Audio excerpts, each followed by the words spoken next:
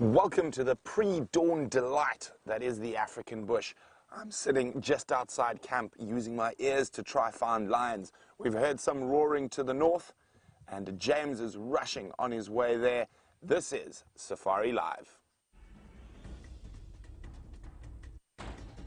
Ready.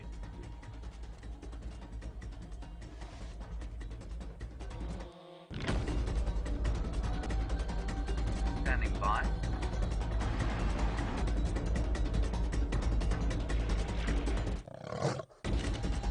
5, 4, 3, 2, 1.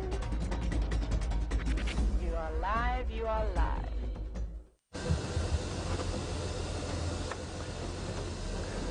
Welcome, my name is Brent and I have Eggsy or Zander on camera on this fine morning.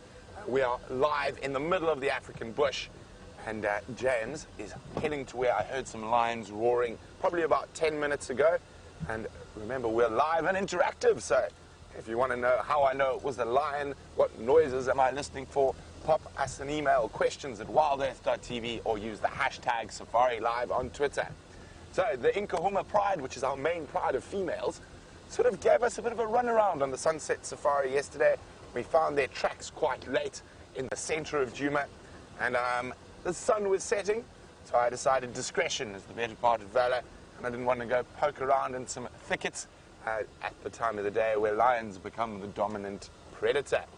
So James is headed off to where we heard that lion calling. I'm going to go back to where I had last tracks and see if I find any tracks in that area. Very exciting. The Pride currently has 8 wonderful little cubs, and they are just the most picture-perfect postcard lion cubs you could ever get. So a really, really exciting drive ahead. Hopefully the big cats play along. But there's always lots of other creatures to look at. Elephants, buffalo, zebra, wildebeest, and of course all the birds and smaller things. But we are ecstatic to have you on the live safari. And let me hand you over to my partner in crime on this sunrise safari, who wants to bid you a good morning.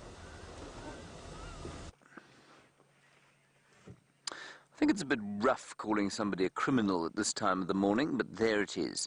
Good morning, everyone. Welcome to this end of the Sunrise Safari. It's a joy to have you with us. That is the waterbuck. He's being particularly rude by not facing you this morning to say hello. Also over there, we have a Nyala bull, a mixed suite of bachelors waiting here for the sun to come up.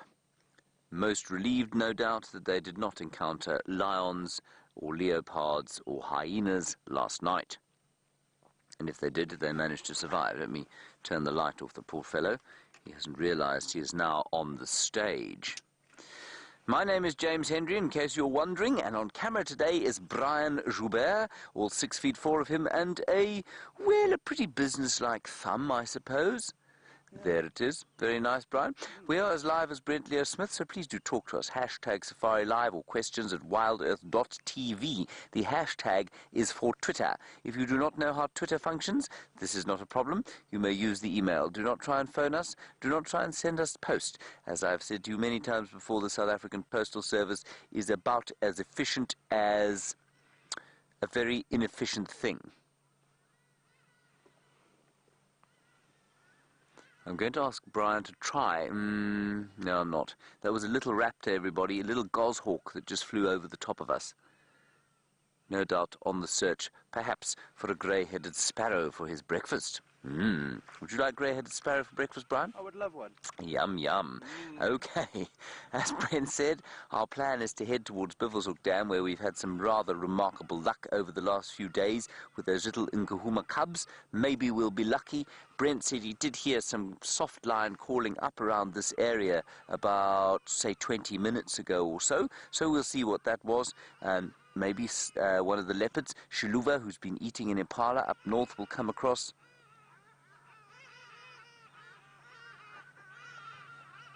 These birds. Just listen to this.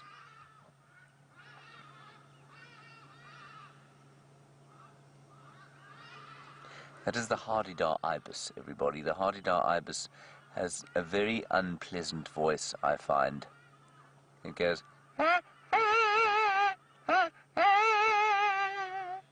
We're hearing it this side. I'm not sure if you're hearing it your side. Okay, let's move on very slowly, and we'll head towards Buffelshoek Dam, see what we can come up with on the way. You are most welcome. It's good to have you with us, and I hope that you enjoy the next 3 hours in our company, as we are sure to do, Brian. Yes. Now, although the thumb is obviously dressed in a tie because he is a formal thumb, this is in fact our job. So it is my job to drive around this wilderness area to attempt to find beautiful animals and show them to you. This is quite a remarkable thing, that this is what I actually have to do in order to make myself live. When I think of my brother about to head off to Standard Bank of South Africa to work at the foreign money markets desk, or my sister going off to Jones Day Law Firm in the middle of London, I feel profoundly grateful for the fact that I do not have to do either of those things. Instead, here I am in the northeast corner of magnificent South Africa, checking out the lay of the land in the Kruger National Park. Not bad.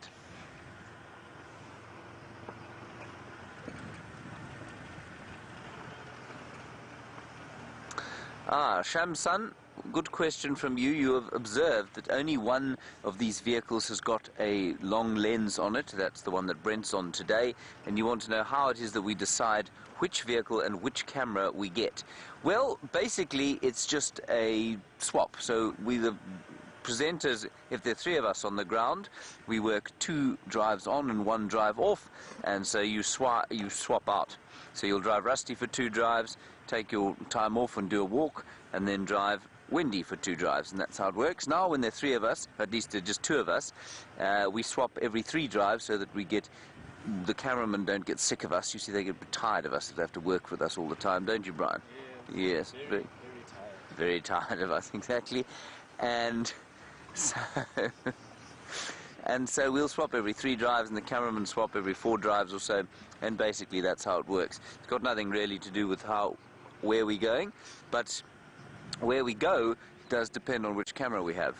So if we're going to Cheetah Plains, normally we'll try and take the long lens. That's on Rusty, because it means that we can look out over those plains without having to drive off-road. We can have decent sightings of those cheetah if they go into Mala Mala and that sort of thing. But very soon, Shamsun, we will have 2 of those long-lensed cameras, and then, well, there just won't be too much trouble anymore. The other thing is that the signal varies slightly on the 2 vehicles, so it's always a good idea to swap between them. Now, this is a roundabout where Brent thought he heard those lions going, oh, oh, oh, oh, oh. Probably not quite as rhythmically as that, but somewhere around here. Good morning, Justin. Lovely to hear from you. You say, which vehicle do I prefer driving? I think in terms of driving, well, Rusty's just had less abuse from us. So, although probably the same age as these recalcitrant old bags of Jigger and Wendy, are probably slightly more comfortable to drive, but it really makes so little difference, you know. I think for Brent it makes a difference. One of them is slightly bigger in the cockpit. I'm not sure which one. It makes absolutely no difference to me, because I'm only 3'4".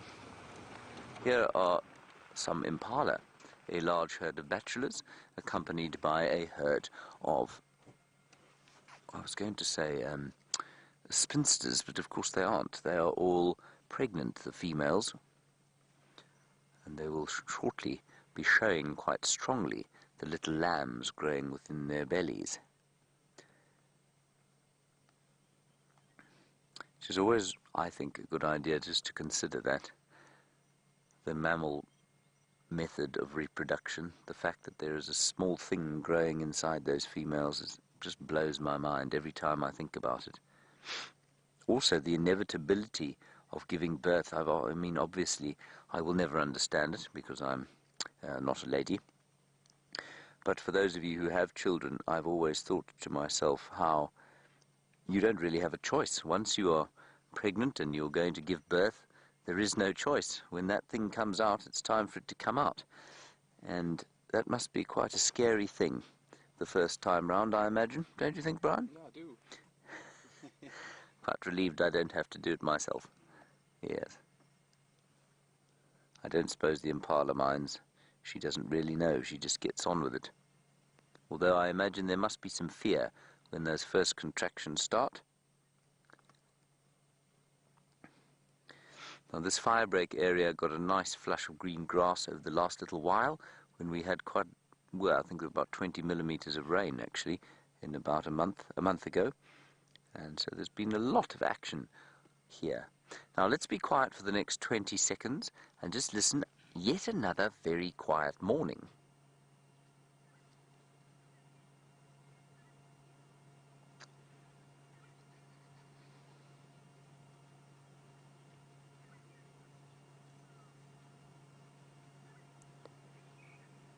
Yeah, just one or two drongos going in the valleys, a few francolins in the distance. I think I can hear a waxbill or two going, sort of indistinct whistling.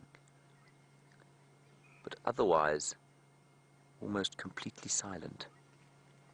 Now, Brian, if you wouldn't mind showing us that tree over there, a last flashing green tree, and that there is Peltophorum africanum, the weeping wattle, and what I'd like you to notice is that there are no leaves in browsing height of those impala. So rather like goats leave what we call a browse line, so will the impala, and they can't reach any of those. The only thing that will help them to reach those forage-rich, and they are good leaves to eat, the Peltophorum africanum leaves, the only thing that will help them to get to those leaves, of course, are elephants. And when we see elephants breaking trees, often people say, oh, but they're doing so much damage. Well, yes, they are, but they're also creating habitats and giving food to many of the other creatures in the area. And that bit of tree there, that's a knobthorn that's lying on the ground next to it. It is dead. It is no longer. And it is a habitat for hundreds of other little species. Poor little knobthorn, Brian. Shame. Shame. Alas. And you can see the impala grazing towards it because there's shade there, and therefore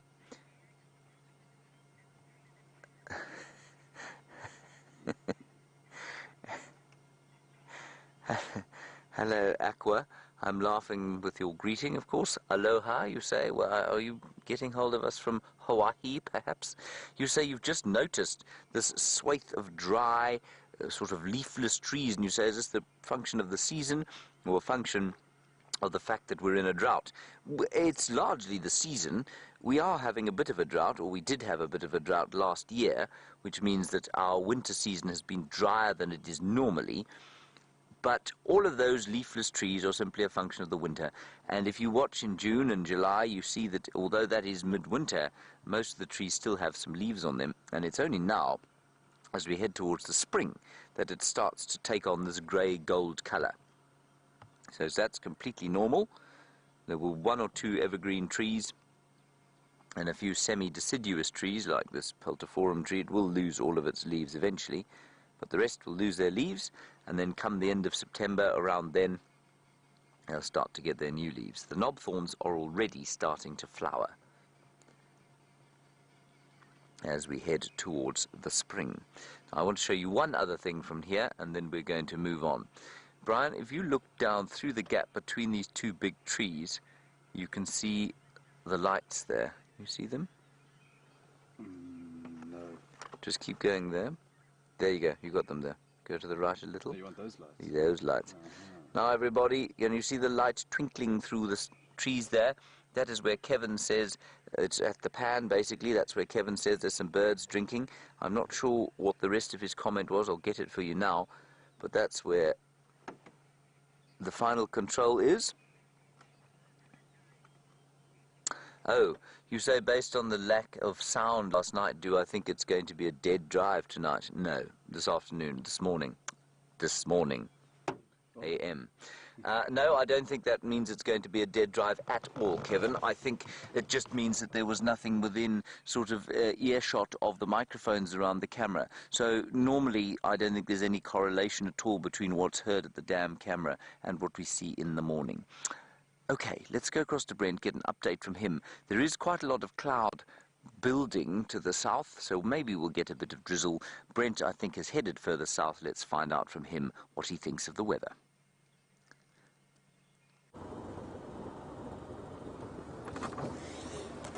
This is the area where those lion tracks disappeared into on the sunset safari. So I'm just checking to the south of the block. When I say a block, it refers to a patch of bush between roads, making sure that they didn't sneak out to the south. I think they've gone north, but we want to make doubly sure they haven't crossed. And there is some quite ominous cloud building to the south. And hopefully the drizzle stays away while we're out on the sunrise safari. But if it's a little bit of drizzle, don't worry, we'll stick it out, see what we can find. So I'm just making triply sure no lion tracks here. Now if they're not, we're going to start moving slowly towards where James is, looking for any sign of lions.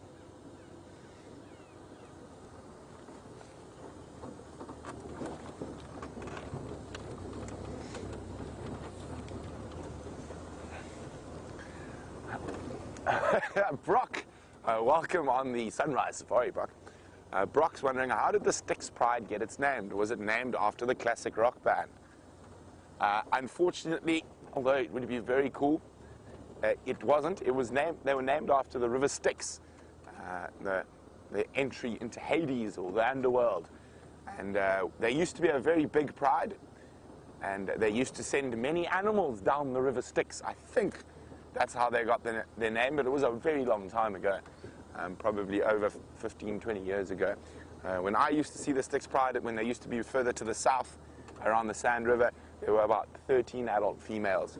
And obviously, with all these lion prides, they go through ups and downs, times of aplenty, times of not so much plenty.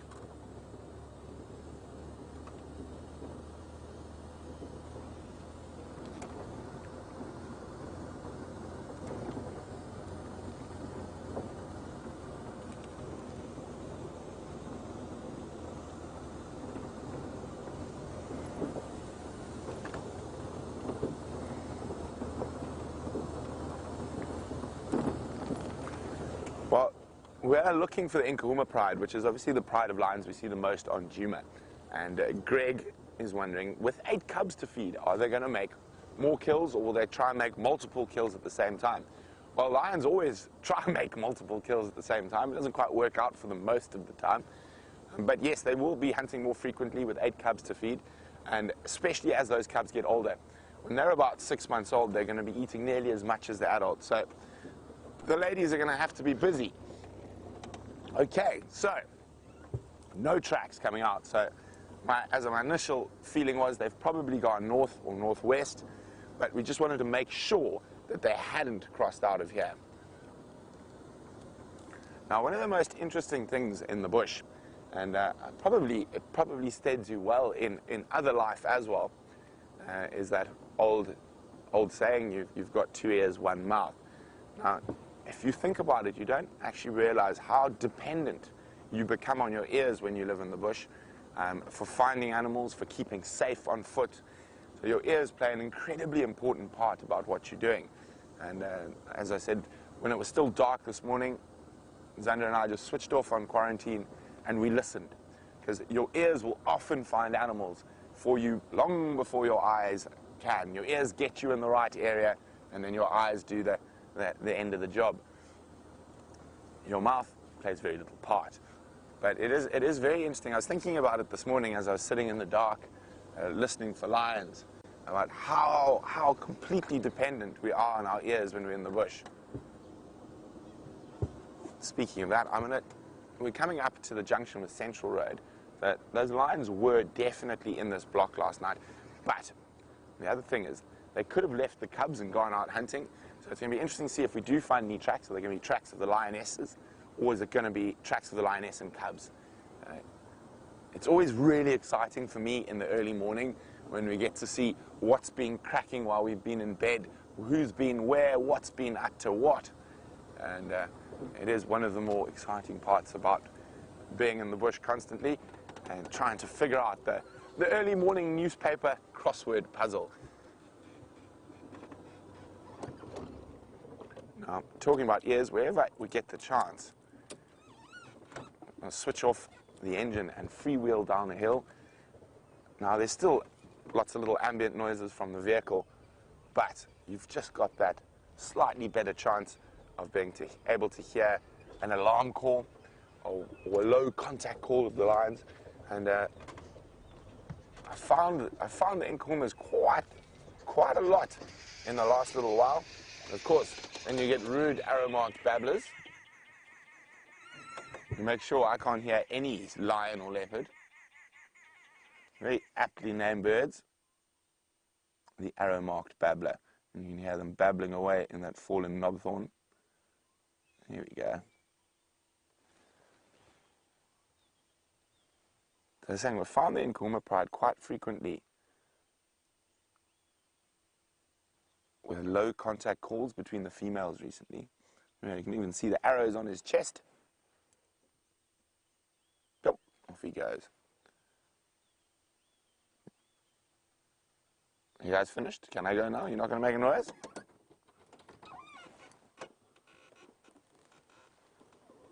So this low contact call, which is one of my favorite sounds to hear when I'm in the bush, it's just this,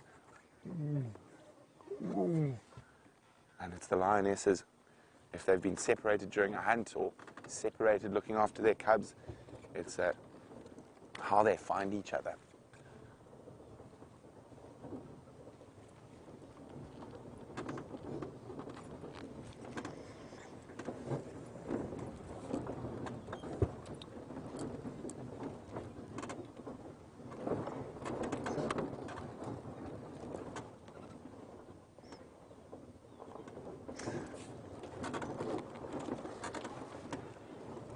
A very good morning to Michael. Michael says he watched a documentary about a merged pride on Singita, and they got incredibly large. And I think, do I know the pride? And if I do I know why they got so big? Yes, I do know that pride very well, Michael. I've actually spent much time with them on foot and in the vehicle, but a very long time ago, over 14 years ago or so.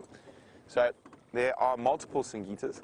There's Singita Sabi Sands, and those lions were not in the Sabi Sands. They were in Singita Kruger National Park, which is a 15,500 hectare concession on the eastern side of Kruger. Now, I think in the documentary they called them the Mega Pride. That was not their name. We called them the Mountain Pride. They spent quite a lot of time hunting in the Lubombo Mountains, and the reason they got so big, that eastern sector of the Kruger National Park is got one of the highest lion densities in the world. So you've got the Lubombo Mountains, and running off those Lubombo Mountains, you've got these wide open flat basalt plains made up mostly of thermita grass and the odd marula and the odd knobthorn tree. It is an incredibly high animal density area. So you get masses of wildebeest and zebra and buffalo on those short grass plains. Now, where you've got a lot of prey, you've got a lot of lions or a lot of predators. So the fact that there's so much zebra and impala and wildebeest and buffalo in that area is the reason that pride got so big. The biggest I ever saw that pride at, and it was 43 different lions in that pride. And one of their favorite things to hunt, strange enough, was giraffe. And what they do, they would chase, and there's a lot of giraffe. The biggest herd of giraffe I've seen in that area is 60 odd. What they would do is chase giraffe up to the lower part of the Lubombo Mountains where it got steep, and the giraffe used to battle to run fast up the hill and then fall down, and the pride would jump on them. But they are a fantastic pride. That area of Kruger, Sweni, Satara, Wanetsi, Lubombo, has a lot of really big prides. It's not uncommon to have prides over 20, 30 in that area, just due to the high animal density. But we're going to keep checking for these lions now. It seems like we are listening to birds and looking for lions, but we're not seeing many mammals. But James has found you another mammal.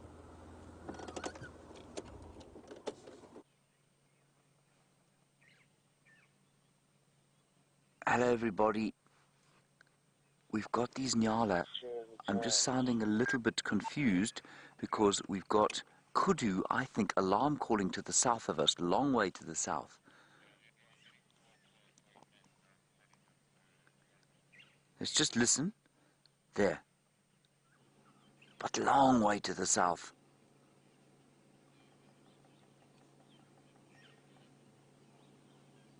No. I'm just going to call Brent quickly. Brent, what's your position? I'm looking for Brent. Brent, do you copy? Brent, there's some alarm calls. Sounds like kudu. I think probably around Twin Dams area, maybe onto Leadwood.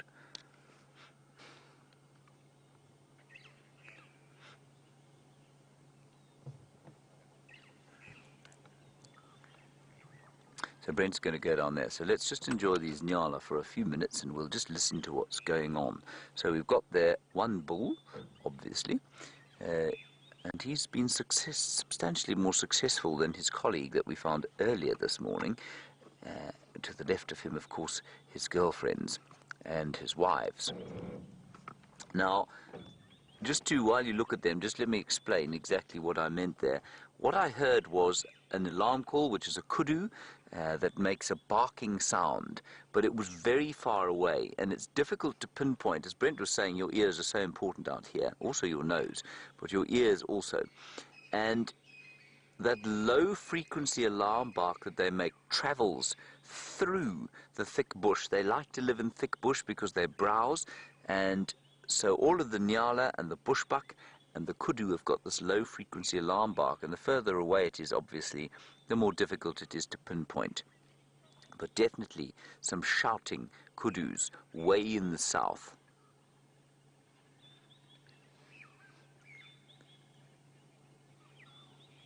Yeah, they're still going. You know what? We're going to carry on going. And now Aubrey's got calls at Gowrie Dam, which is just around the corner here.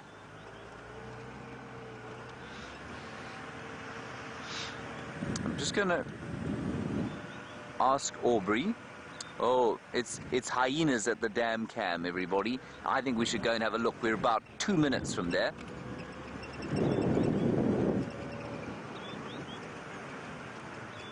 And let me just quickly call that in. Stations, there are hyena at the dam camera, so we're going to head there. That might be what the alarms are. Right, we're only 1 minute from there, so let's go and have a look at the hyenas. I haven't seen a hyena for so long. So we'll ask the Zoomy to stay on it. Please, Mr. Zoomy, whoever you are at the moment, please try and stay on the hyenas. We are only 1 minute away now.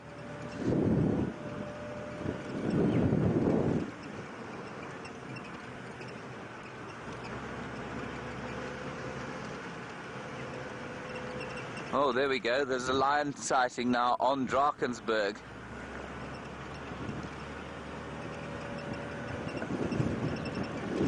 So Brent is on his way there, everybody. Good news is that the Nkahuma Pride seems to have been found. So Brent will go there. I will try and find these hyenas. And the morning has turned out magnificently.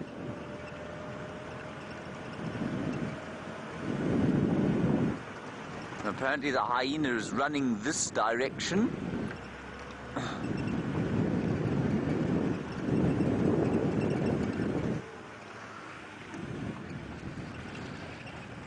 Let's go around here. And apparently moving in this direction towards us now.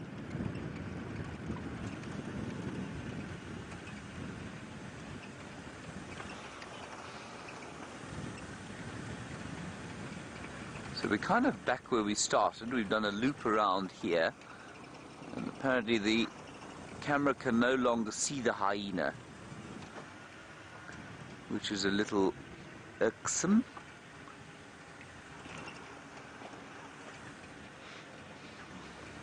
The monkeys are still alarming. I think that's why that hyena was running. I think there's something else going on here. Let's keep an eye out. And let's just listen now. Just listen and see if you can hear the hyenas. Not the hyenas, the monkeys. There. You hear that? Cow. Cow. They wouldn't alarm call at a hyena like that, everyone. I think there's a leopard around here somewhere.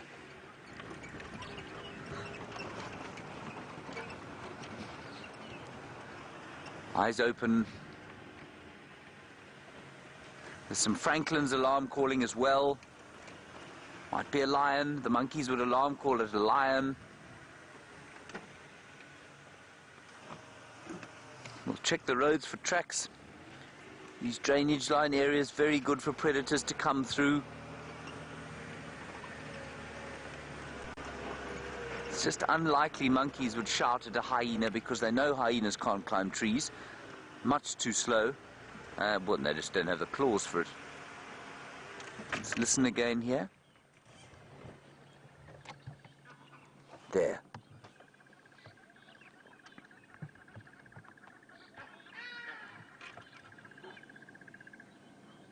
Oh, and there's also, you know what else I can hear? I can hear the dogs. There are two dogs owned by the general manager, Candace and Mike. Their dogs, I just heard them going, oh, oh. They're not allowed to bark, and they only kind of attempt to bark when they see something, which means it's probably around the corner there.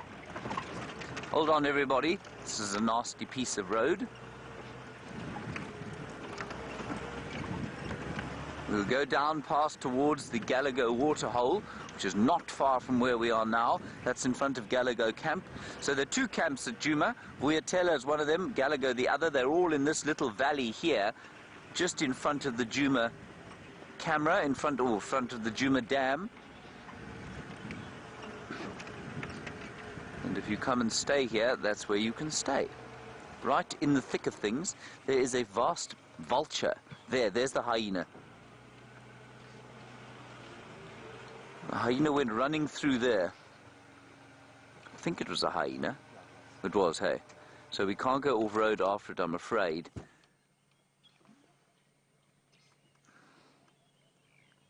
Let's just keep sitting and listening here, and there's a vulture there. That's normal. That doesn't mean anything. The vultures have to spend the night somewhere. If there were 30 of them sitting in that tree, well, then it might be a sign that there was death and mayhem nearby. But the fact that there's one doesn't necessarily indicate that. But where's that hyena going? That's also another good question. The monkeys have now stopped alarming. I'm going to suggest that I think it's a good idea to go around towards quarantine clearings and see. Let's just watch it go. It's a white-backed vulture, everybody. And some blue waxbills that Brian has found. That's wonderful. Look at them. And all the while we're looking for the big predators, these spectacular little things of unbelievable colour hop around and get on with their little lives. Oh, it's so sweet.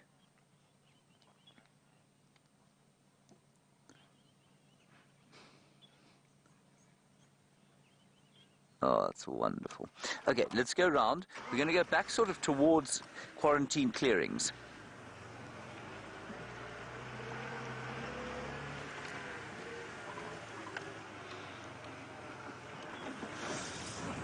Right, let's have a look. Aubrey is now just getting mobile from Galago. Orbs, I'm coming down towards the Galago waterhole now. I did hear Mike and Candace's dogs giving a bit of a bark, so I don't know if quarantine might also be a good idea. So Aubrey's basically coming around from the other side there. Isn't that lovely having that little bird remind us that it's not all about the big and hairies and the things that make monkeys go, ha, in the night.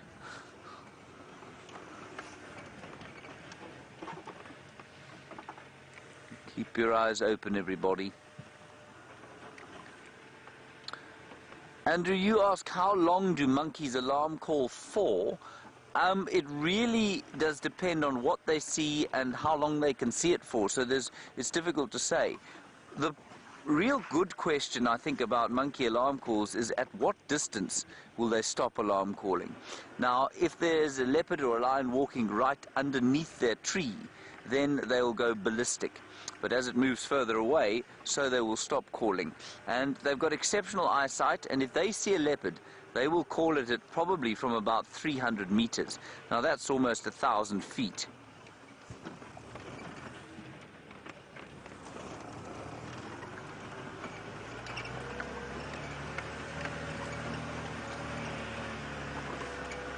Right, let's go around here.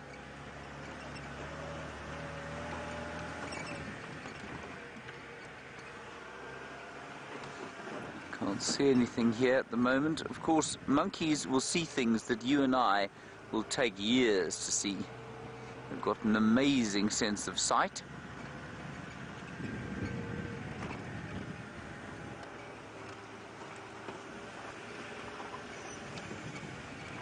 I wonder if something didn't pop out these drainage systems, maybe Mvula. I don't think Karula would have left her kill from yesterday. For those of you who weren't watching yesterday, Karula on a kill in Arathusa with the 2 cubs. I don't think she would have finished and come through here.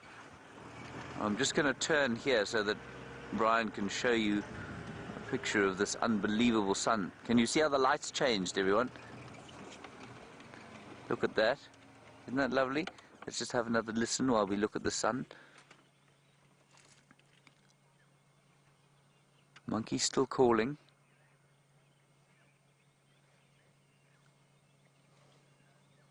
All right. We're going to sit here with the sunrise for a little bit longer, listening and maybe hoping to find whatever it is has made them angry. In the meantime, Brent Leo Smith has arrived in the Far East, and he has a very special morning treat for you.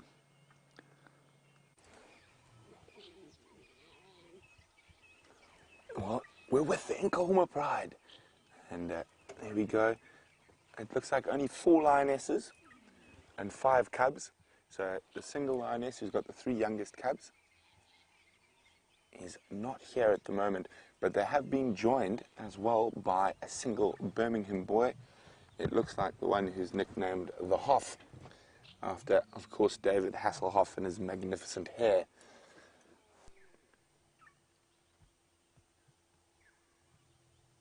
There he is. He's watching the lionesses as they move off, and we're going to try keep up with them.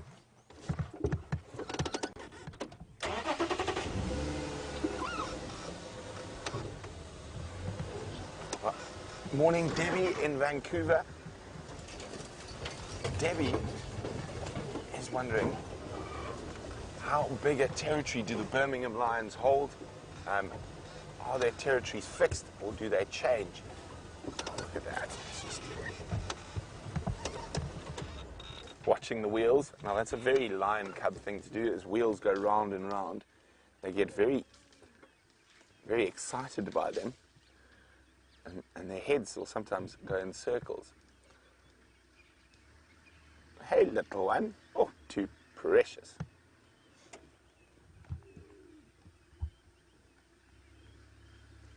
Oh, it looks like stalking one of the adults. No, got spotted. No. There you go. Flat to the ground, ready for attack.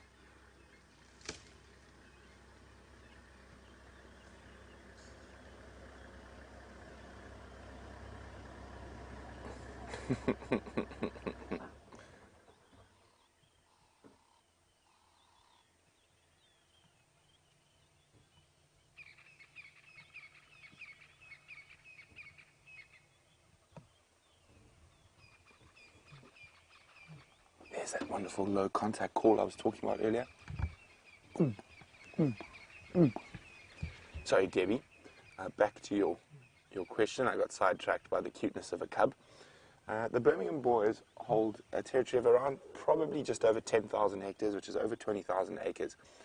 Now, lion territories do change from time to time, but they're generally reasonably well set, with a little bit of overlap in all sorts of directions. So that pride's keeping on going, so we're going to do the same.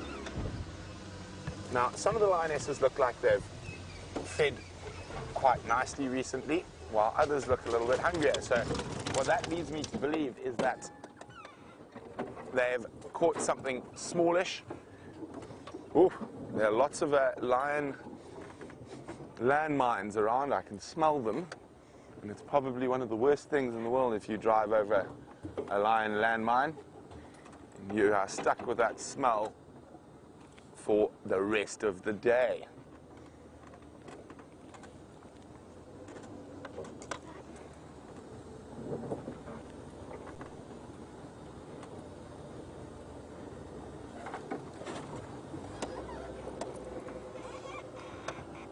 There we go. We've caught up with the lionesses and the cubs as they move through the bush. I'm just going to get us into a position where we can see nicely, because the cubs are going to be quite playful in this early morning.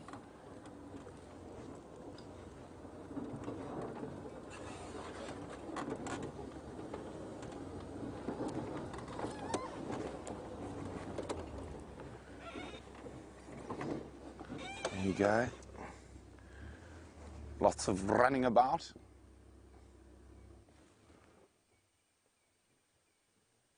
Oh, look at that. That's spectacular. Now, all this playing is going to be a practice and honing those hunting instincts.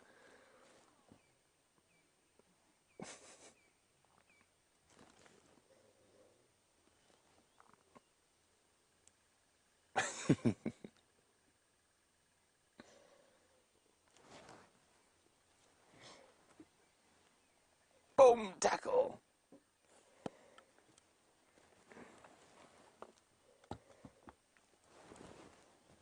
And welcome to Yasmin in the city that never sleeps, Las Vegas. Yasmin says, I told them what the Styx pride means. What does the Inca pride mean? Well, Inca is the Shangaan name for a brown ivory tree. And I think, I'm not 100% sure how long the Inca is. What's that on that one's back? Doesn't look, it looks like it's got something sticky, probably smelly on its back, the one on the ground. What is that? Oh, sorry, again, I get sidetracked by the cuteness of cubs. And I'm going to try to keep up with them. So the Inca is named after one of my favorite trees, the brown ivory tree. And the first time they were found by the Juma guides, I think probably over 10 years ago, I'm not 100% sure on that. They were, landmines, I can smell them. Have I already made the faux pas of hitting a landmine? But, so Jasmine, it was after the tree they were first seen under. Oh, there's lots of playing going on down there with the adults.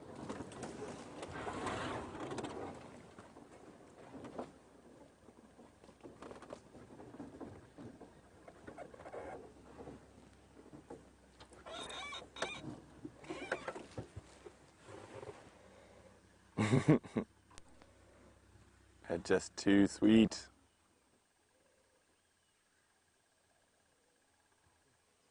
So, sorry about that, Jasmine. I keep getting. Oof. Look at that. Tasha Michelle is wondering, are the dads playing with the cubs yet? Possibly. I haven't seen any good interaction between the males and the little onesie just yet, but I'm sure it will come. The males will be quite tolerant of cubs on a kill, but not nearly as tolerant as the females when it comes to sort of playing. Now, they are going to go through a little river system that Eggsy and I know quite well. We got stuck in it 3 days ago following them. Oh, there's still a cub right next to us. He's hiding on the termite mound. Oh, there you go. There he is. Left behind, nearly.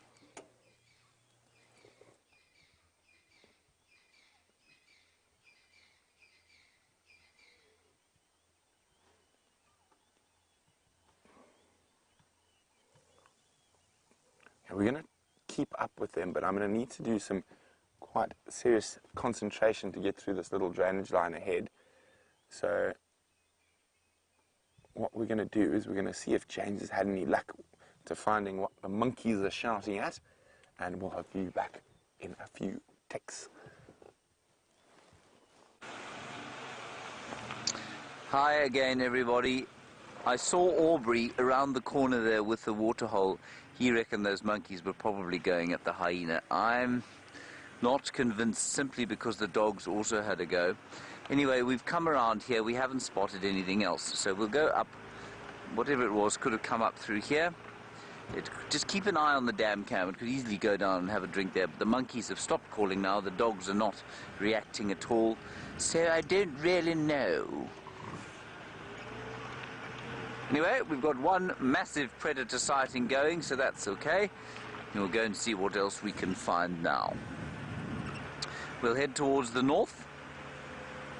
And then, Brian, when you were all the way to the north, you have only one option, don't you? Yes. Yes, what is that? To go south. Exactly. Ellen Fowler, thank you for that. I did not hear this. Apparently the Anderson male was with Karula and her cubs yesterday. That is absolutely fascinating stuff. It might well be worth us heading that way and just seeing if we can't get a look in at the Karula sighting. So what we'll do is we'll head to the north and then head west. Ellen, thank you very much for that update. We did not hear that.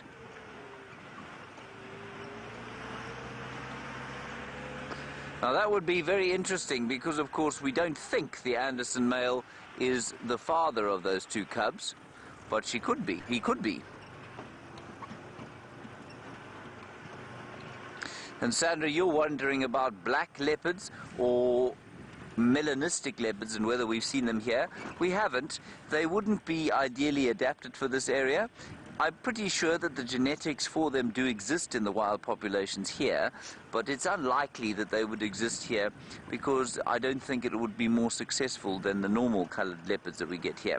So further north you go into Central Africa, where there are rainforests, much like the forests of India, for example. Then you are more likely to find melanistic leopards, black leopards. They would occur in a place like that because it's darker and the shadows hide them better than the dappled light that you get in the woodland areas we have here. So no, unlikely that we'd see a black leopard. One never says impossible out here, but it is very unlikely.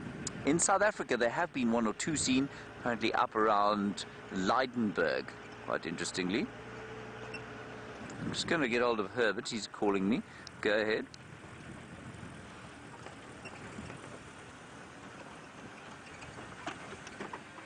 Ukumene? Okay, ndafika. Confirm. Ingwe kumbe ingala. Ah, okay. Okay, copy. All right, everyone. We've got some elephants just around the corner. We'll go and have a look at them quickly. Herbert managed to find them, and then we'll head over to the Nkuhumas with Brent before we go to the elephants. So we'll see you at the elephants shortly.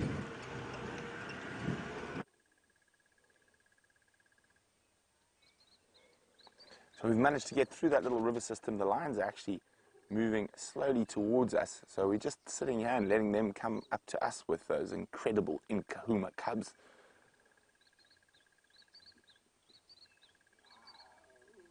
And we can hear them.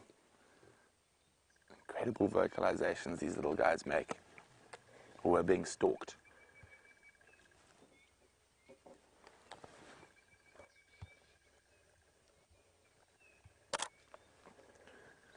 So hopefully you're getting some incredible screenshots. This little lion's all by coming right up to us.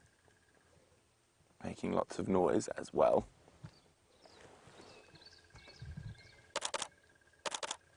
You hear that clickety-click? It's just me taking a few photos. Look at this. This lioness is literally a foot from Zander at the moment. No sudden movement, Zander. Is your heart beating a bit fast?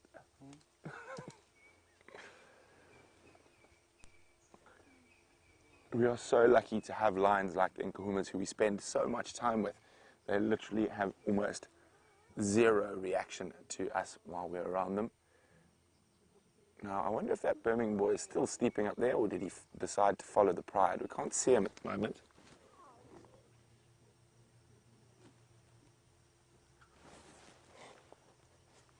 Now this little guy is keeping a very firm eye on Zander.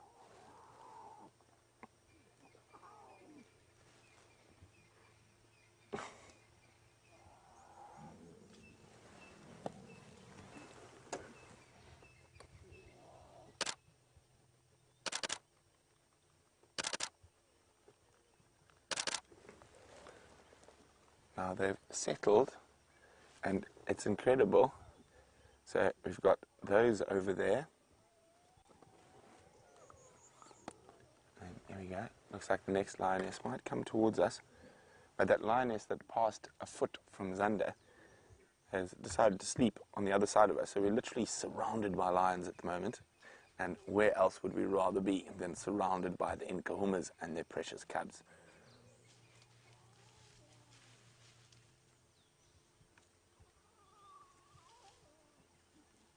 And old Nick is wondering, when are the cubs sort of out of danger from hyenas?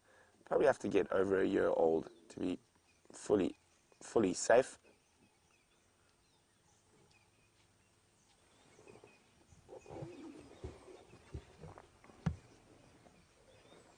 Oh, yes.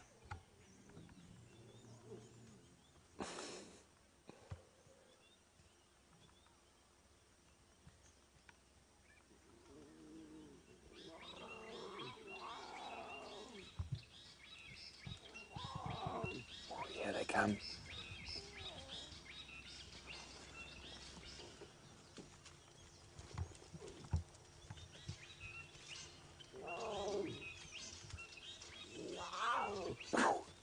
I'm keeping quiet so you can listen to the noises they make.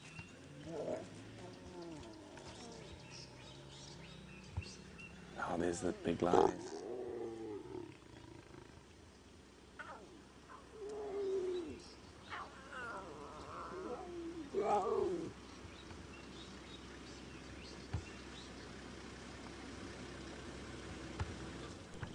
So she's no more than about 2 feet from Zander at the moment.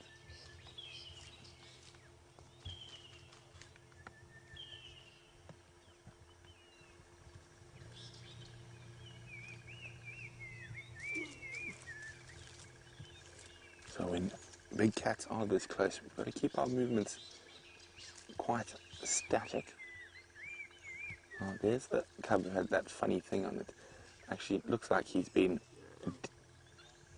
defecated on.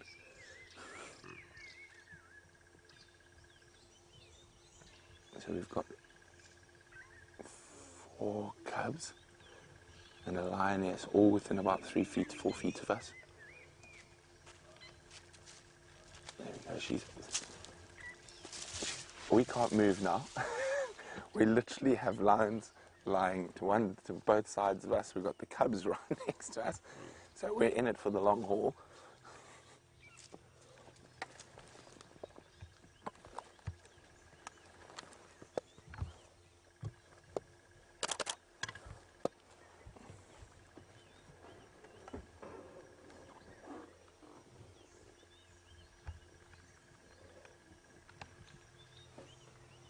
Now, good morning to Larry in California. And Larry is wondering, at what age will a lion be strong enough to take on a hyena? Now, the cubs have seen the tires, and I love lion cubs because as soon as they see a car tire moving, they're completely fixated on it. Oh, here we go. Here comes another one of the moms. She's going to go lie right next to Zander. Zander, they seem to like you.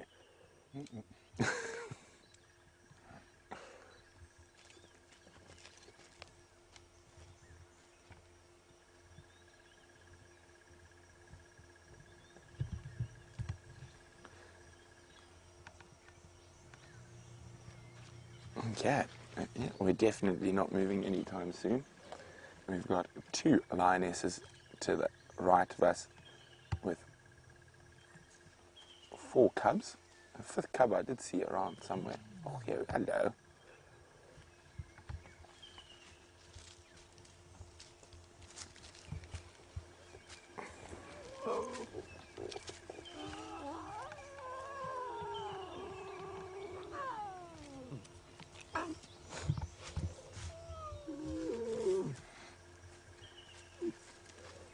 Look at this, they're coming right up to us now.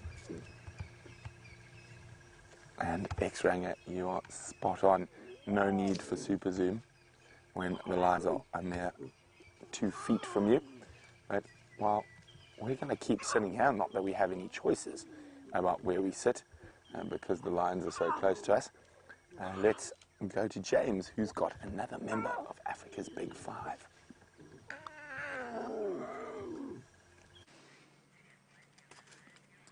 Elephants, everybody, as Herbert found them. They're just feeding along. Remember I said to you earlier that the impala were feeding along the firebreak area? Well, that's what these elephants are doing. This is a cow of about, I'd say, about 22 or 3 years old. And what she's doing is devouring a balanites or torchwood tree. But she's only about, what, Brian, 10 meters from us, if that? Not even 10 meters. That's about 30 feet. And she's very, very comfortable there. She turned to face us as we arrived, and now she seems to be completely comfortable with our presence, which is just great.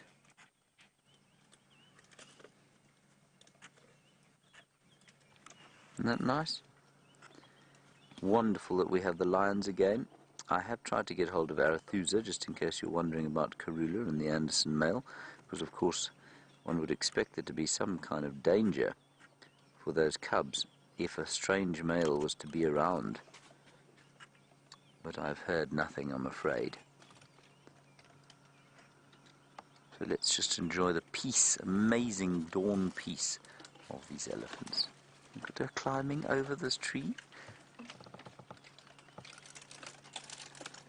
Do you want to go back a bit forward a bit, Brian? We're okay. Now, I've always found it quite interesting, and I find it even more interesting as the more I study these animals, how the cows, if they do pay you attention, it's almost certainly to say to you, you're close enough, go away from me, I don't want you to come any closer. They do not, or hardly ever, show any kind of the same curiosity that the bulls do. And just before I carry on with that, just appreciate the thorns that cow is putting into her mouth and just chewing. Those thorns would go through the tires that are on this car, and yet she's just kind of chewing them.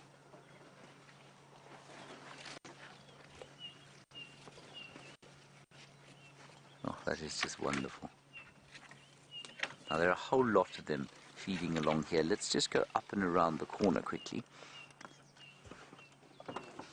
And as I was saying, the cows make no kind of, they make no attempt at curiosity where the bulls really do. Speaking of curiosity, those cubs are up and playing. Let's go and have a look.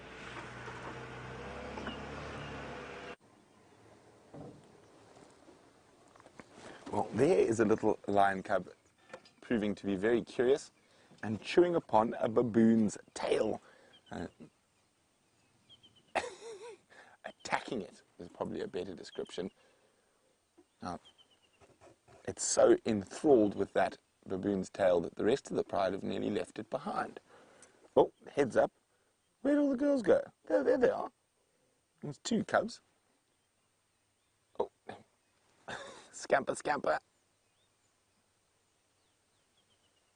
Okay, we're going to move around.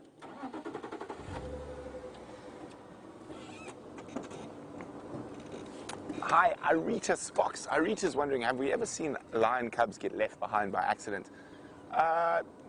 Never really on accident. When they're left behind, they're normally left behind on purpose because the females are going to be concentrating on hunting.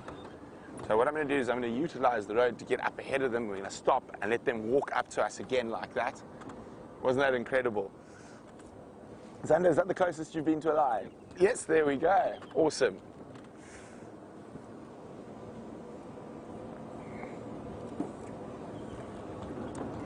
Just seeing where they're moving. I think this will be our entry point.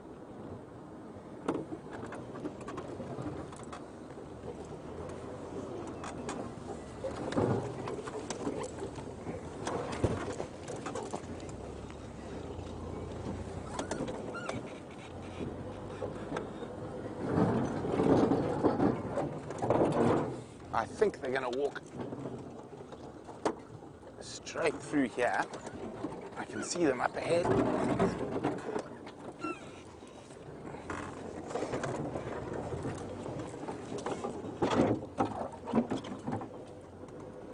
Here they come.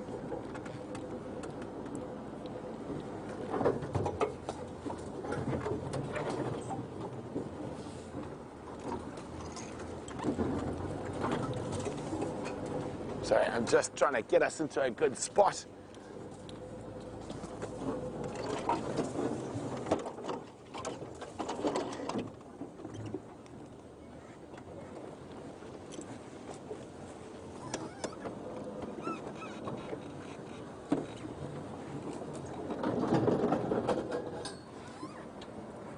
Give ourselves some options.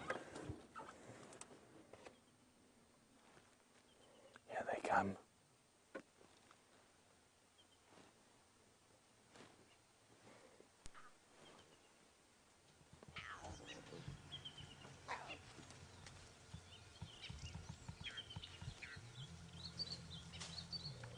Walking straight towards us again. It looks like we have chosen a great spot to wait.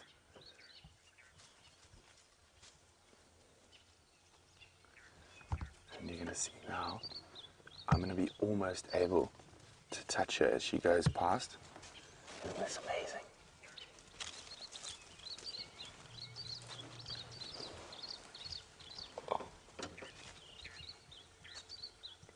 Xander, don't move.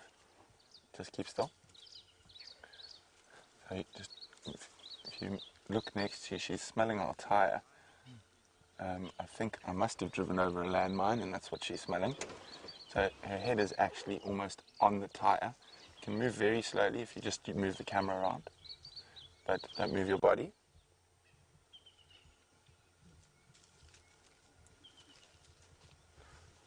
So she's smelling our tire. And you'll see now, there she is. So I just keep you can move the camera, just keep your body very still when she's that close. I think I must have driven over some lion dung, and that's what she was sniffing. But she was very, very close. How's that heart rate, Xander? Okay. Oh, and she's still looking at our tires quite. Hello, big girl. So, Xander's just moving very slowly. There we go. She's moved off a bit. So when the animals are that close, you don't want to move too quickly. It could give them a fright. So it's very important to not react or overreact is probably a better description. We're going to have to move again. When stuff like that happens, it is very, very cool.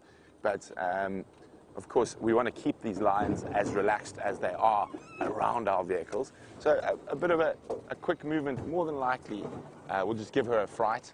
And so it's a negative reaction. So that's why I was just telling Xander, just keep very, very still. And you can see she moved on. She smelt what she needed to smell. And then off she went. So they're going through this terrible monkey orange thicket. So what I'm going to do is I'm going to head back to the road and then zoot around again to ahead of them, like we've just done. Oh, quickly, the lionesses are playing. Oh, there they go. Okay, they're going to disappear into that monkey orange thicket. We're going to go see what Commander Bond's up to while we get ahead of the lions again.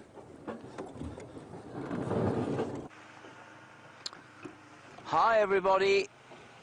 We left the elephants because they went into some thick bushes, and I just found some twacks of something, and I believe these twacks to be the twacks of Mvula, the male leopard. Let's drive down the road. So there were some footprints here indicating that somebody may have looked at them before.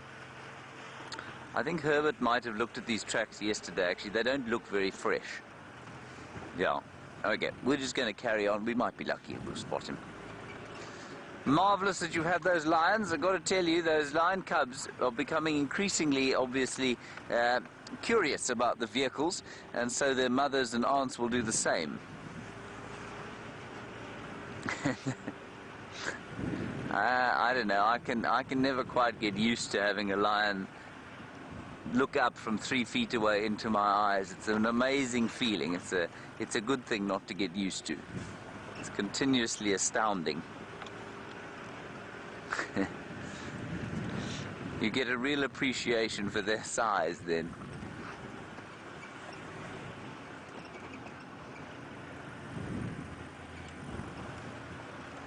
Hello, Canada Keith. You've asked about my emotions. Well, Canada Keith, of course, it's not always easy to share one's emotions. Canada Keith, you say, was there a sighting that I've had that has affected me emotionally perhaps more than met the eye at first? I think there are lots, Canada Keith, lots and lots of them. But it's funny, for different reasons. So, sightings that remind me of my childhood always just give me a little bit of a sting that sometimes make me eyes water a little bit. But those can be particularly average for people who don't have the same memories. It can be a tree, it can be a smell. It can be an animal sitting in a position that I remember seeing when I was a kid or something like that. Then you get these sightings that do touch you, and it's normally, for me, elephant sightings, where there is some kind of communication, where an elephant, for some reason, seems to pick up on the emotional state of the people that are watching them, especially if you are, oh, I don't know if it's for everyone or if it's just for certain people, I'm not sure. But certainly for me, if an elephant sighting is normally going to pull out whatever underlying emotions there are, they're going to pull out. There go the dogs and the kids to school. That's Candace and Mike driving out of here. We won't follow the road they've followed. We're going to go down towards the... So, Canada Keith, I can imagine, you know, I mean, when we do these shows, of course, our emotional state we have to keep in check to a certain extent, because we can't hang out our dirty laundry. You might, for example, have a fight with your family, you might have a fight with your girlfriend or something like that, and then you come on drive, and that's got to go away. You know, you can't bring that out. You can't take that with you on drive and explain it to all the viewers, because, well, frankly, they don't care. And look at this amazing hornbill sighting. Just sitting so close by on that stump. So, Canada Keith, when you go on drive in a state like that, when you're not feeling perhaps the top of your game, it is incredible to me how often the elephants pick that up. And I've had experiences where you'll be watching elephants and you'll be feeling sad or emotional about something, and the elephants pick, I don't know how they do it, but they seem to pick up on it and they pull it out of you. And then you get it kind of you're either getting a welling of sadness or you'll get a welling of, I've often had wellings of tears that I've managed to sort of keep under control most of the time. Elephants definitely do that to you. So I can't think of anything specific, but I can think of a number of times where elephants have definitely done that to me. There's another yellow-billed hornbill.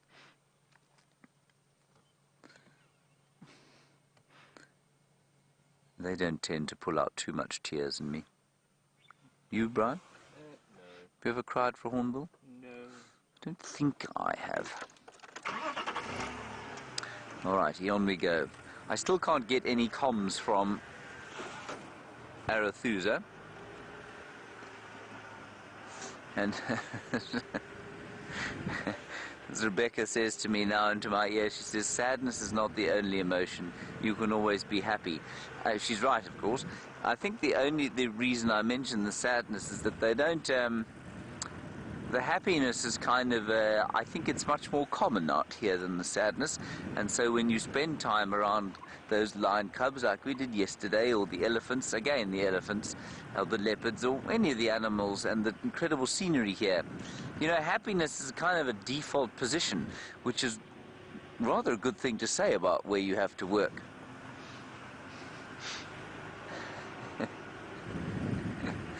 Thank you, Rebecca, Dr. Phil Christensen. There is an impala.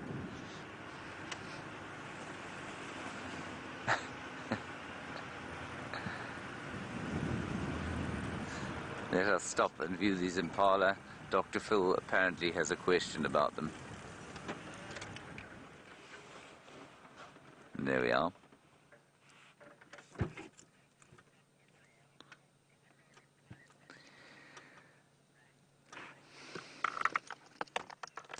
Hello, Rachel, all the way from Israel. It's very, very nice to hear from you from Israel. I hope it's a pleasant day there. I imagine it's probably quite hot, given that you're in the middle of the summer there.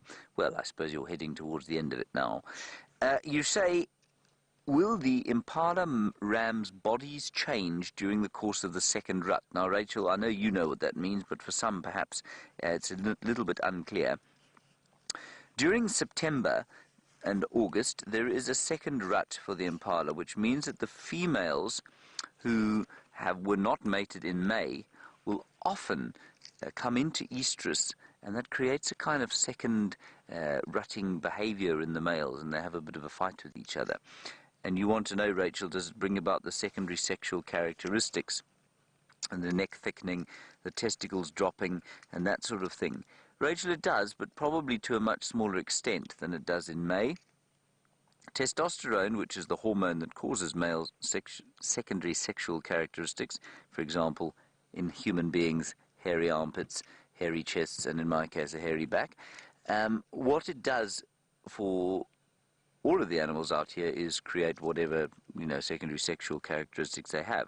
So the males will get a neck thickening, they'll become more aggressive, their testicles will drop slightly. So while not quite the same as the May version, it will certainly happen during this time of the year as well.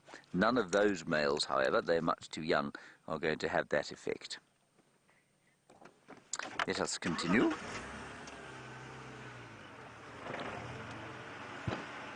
Hello, Vicky from Chicago. I hope it's not too windy in Chicago today. You say, how long until the impala give birth? Well, the impala will give birth 6.5 months or so after they have mated. And so the impala that were mated in May will give birth at the end of November, sort of beginning to end of November, depending on when in May they were mated. And so these chaps will give birth in February if they are impregnated now. Always hated the term get pregnant. If they are impregnated, if they fall pregnant, I suppose, is the better term. I've never understood how you can get pregnant.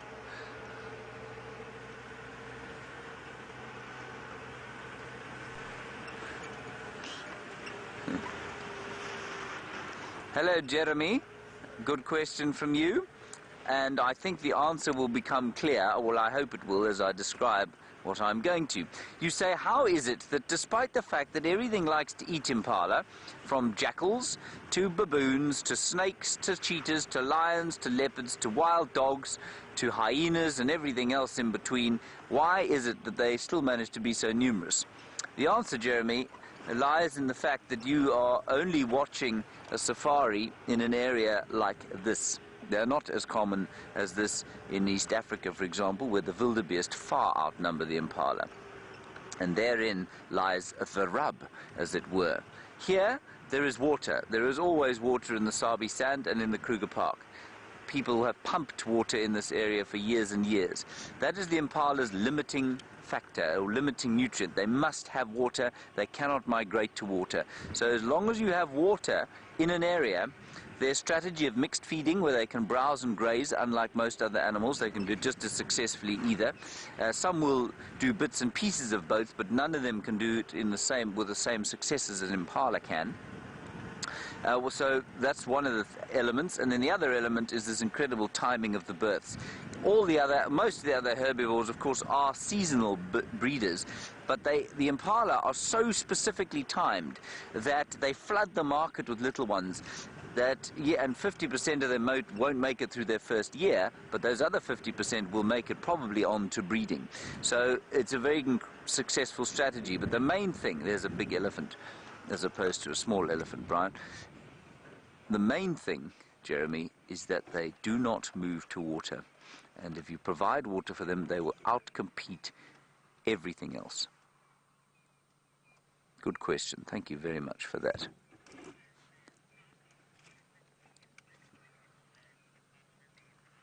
A beautiful question here from some fellow called Fuzzman Sparkles. Brian, a contender for the best Twitter handle, perhaps. Fuzzman Sparkles. Fuzzman Sparkles, you want to know what the second most common antelope in this area is? Well, good question. I think probably Nyala. I would say they're probably the second most common antelope by number. That said, I would say the most widely distributed antelope in this area, so the one that you'll find just about absolutely everywhere, duiker and steenbok. You find them, slightly different habitats. Any open area you're going to find a steenbok.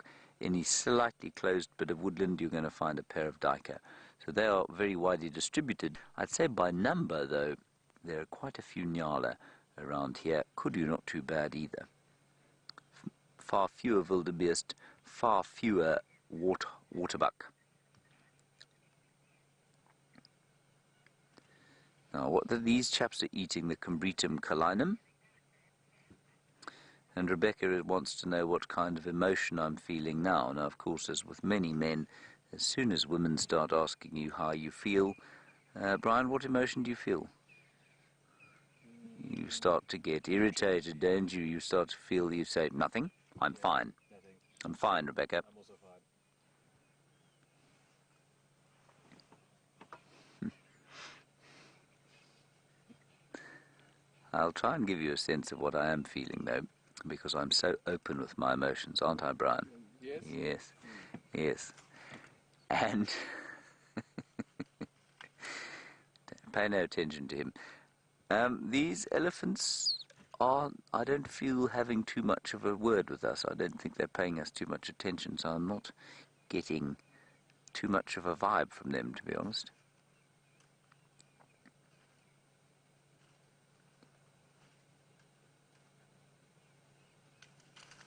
I think they're just two young bulls concentrating on their meal. So I suppose I do feel the sensation of hunger watching them eat, but I'm not feeling any great emotion at this stage. I was told when I first started this show that I possibly needed to cry online while I was live in order to show that I am not a complete wall without emotion. I haven't succeeded at that yet. Maybe Brian will hit me very hard before we go live next time and I shall be in tears.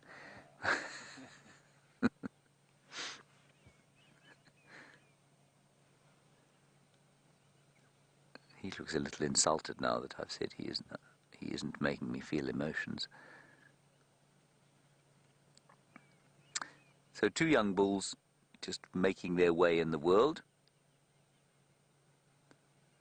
There is no adult bull around them, or no big bull. These chaps are probably between 18 and 16 years. All right, we're going to carry on now. We're quite close to the Arathusa boundary. Let's head across there, find out what's going on with Karula. I will keep you posted, but in the meantime, Brent Leo Smith is with the Cubbies.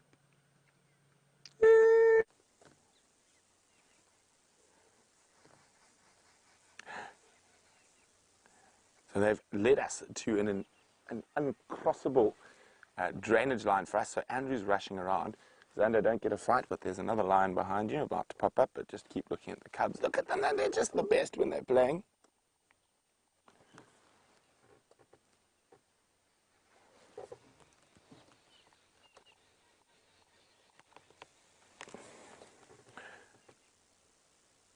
So they did quite a bit of smelling around this area. This is actually one of the other female who's got the three little cubs. Watch. You can hear him coming.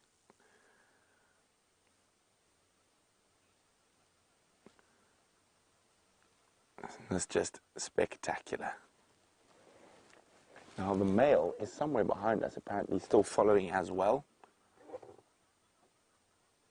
Look at us playing with the cubs.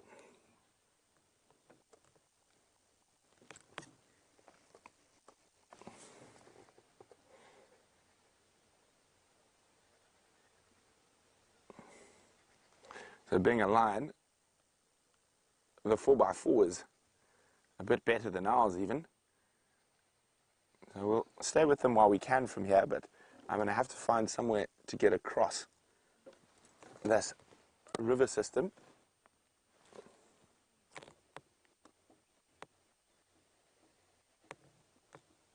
And hopefully they lie down for a bit there. Oh. Oh, bless you.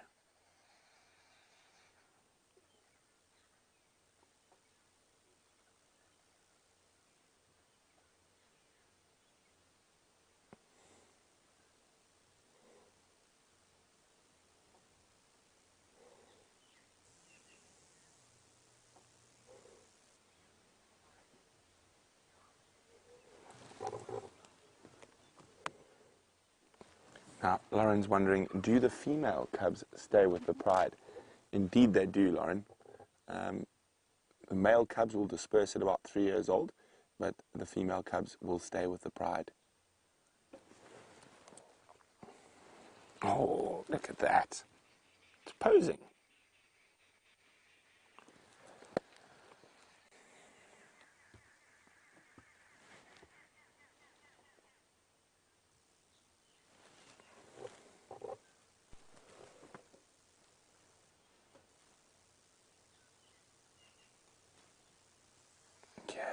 Are we going to attack sibling? Or are we just going to walk past? We're going to walk past. Maybe attack other sibling. Sibling or cousin? Just too cute.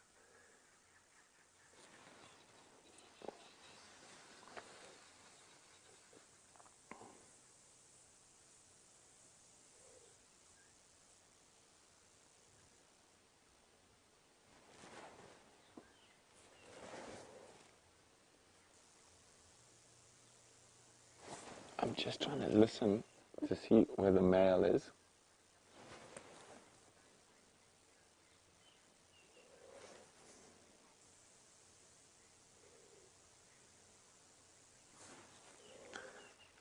Now, James Richard is asking a very interesting question, and I'm not going to delve too deep into it.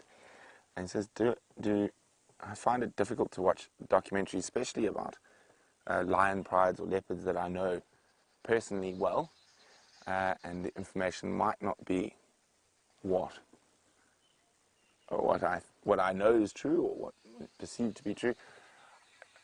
Generally, James, you'll find it's very difficult for all of us to watch wildlife documentaries, whether we know the animals or not, just because of spending so much time out there. And well, they do need to build a story, and that's the wonderful thing about being live. And it is what it is. You can't make anything up. What you see is what you see. Okay, I'm going to move quickly to see if I can try and get into a better position for these little guys. And I'm just checking over my shoulder. I know the male is coming, but he's probably moving quite slowly. Let's see if we can sneak out of here. So we're just going to have a quick look up behind us to see if that Birmingham boy is coming through.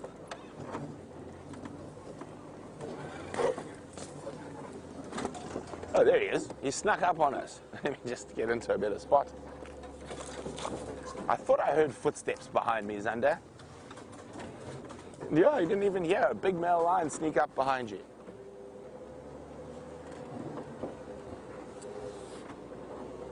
Okay.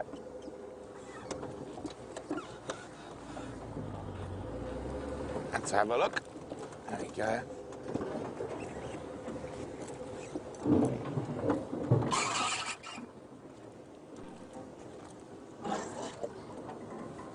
There we go. So, there he is. We were sitting just down there and I thought I heard footsteps behind us. And he did manage to sneak up. But I'm going to try and get us into a position where we can see the cubs. I can actually hear them playing from here.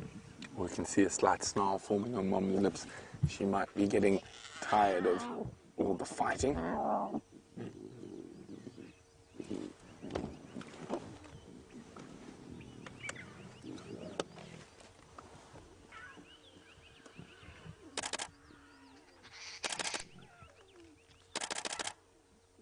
She is a beautiful female.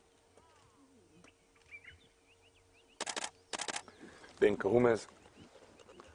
are like the Hollywood movie stars out here, and I suppose the sticks are what we'd probably call the daytime soap opera lions.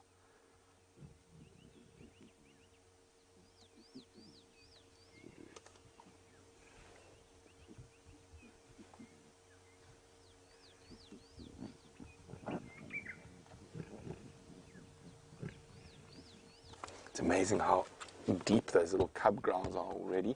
Let's try and move a little bit further forward.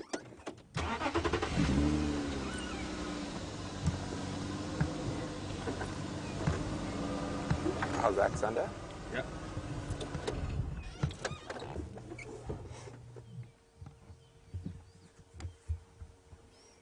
You can see how their ears are flat, and there'll be quite fierce competition over milk.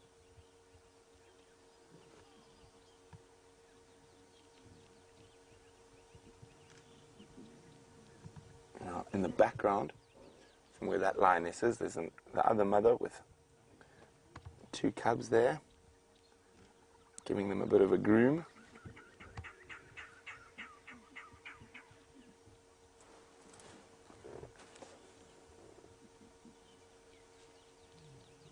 Oh, there we go. Those face nuzzles and touches like that are very important. Oh, cubs, that's mine, my mom. With a lion pride, it affirms the social bonds between them.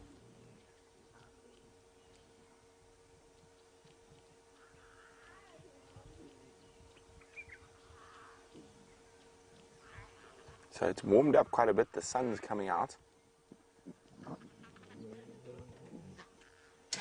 And it looks like those ones have moved into the shade already.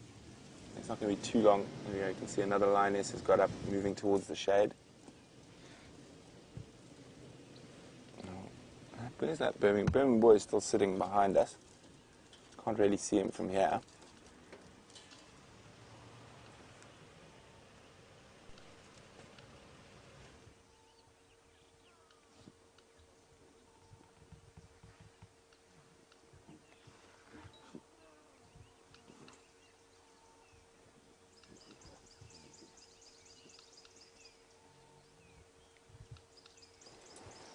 There we go, some allo grooming between the 2 adult lionesses.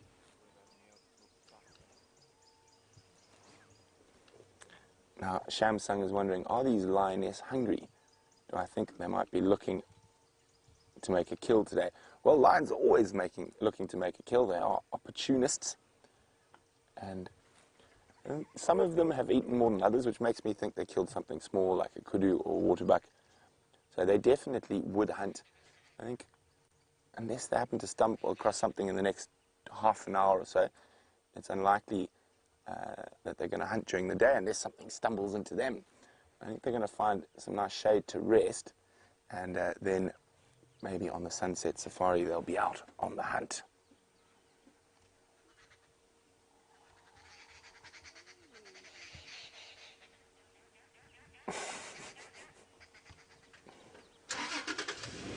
Okay, so we are stuck on the wrong side of the river, so to speak, at the moment.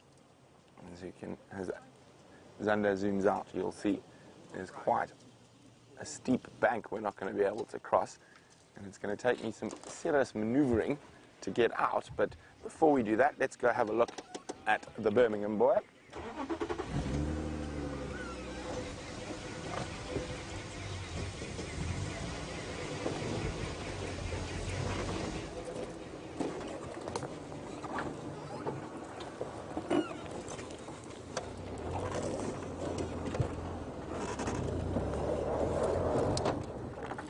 Oopsie.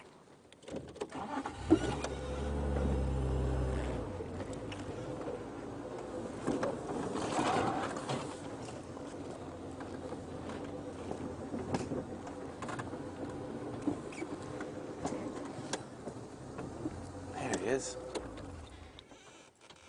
Oh, it's just that push in the way. Let me try to go forward a little bit.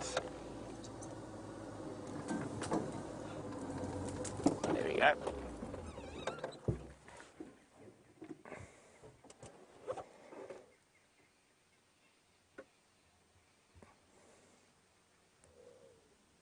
He's a tired kitty. Now, the Birmingham boys, we now know have 3 prides. They could have more.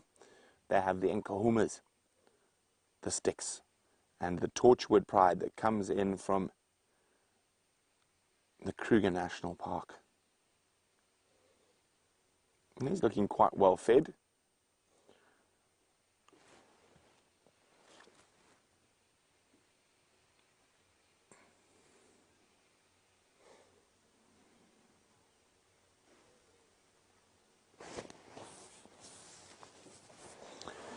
Hi, Marianne.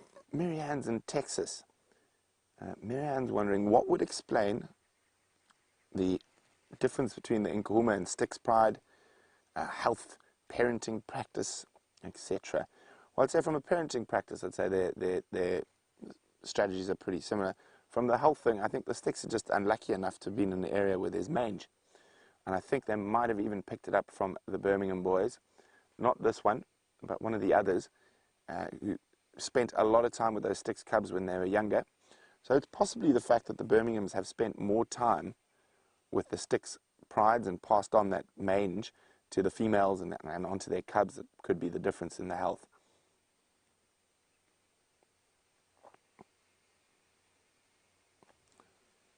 Oh, he's a tired kitty. Well, we're going to try to catch up with the cubs again.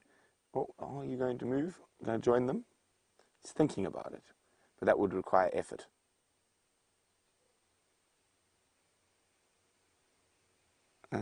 What's going to win? Head on paw? I think it might.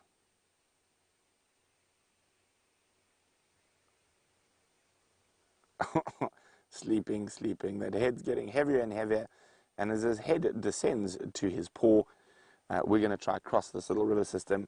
Let's go see what James is up to.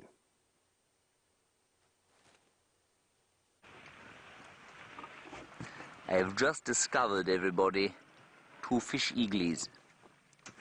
But now we're rolling back over this hill. Are we okay there, Brian? Don't lean backwards, we're going to fall back. There's a fish eagle. There is another fish eagle just below it. That's a juvenile. You can see that because it's a bit scruffy. Its white feathers haven't quite fully reached maturity. And there's another one there. And they're sitting here at the Arathusa waterhole. That's where we are now. And we're going to see what else is there. Waterhole is a very kind term to describe what this is now. It is now a giant mud wallow with the carcasses of many catfish, and that is why these fish eagles are sitting here looking so very plump and happy in the late dry season. Let's go and take a closer look.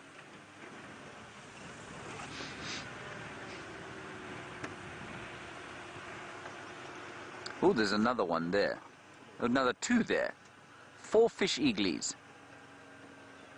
Now, they're not normally the bravest of birds, so they might fly. We'll just try and see if we can get a little bit closer. I don't mean that as an aspersion on their characters, but they, you see, they don't like to be around us much.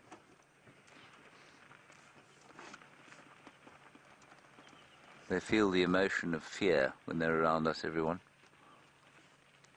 There's this one.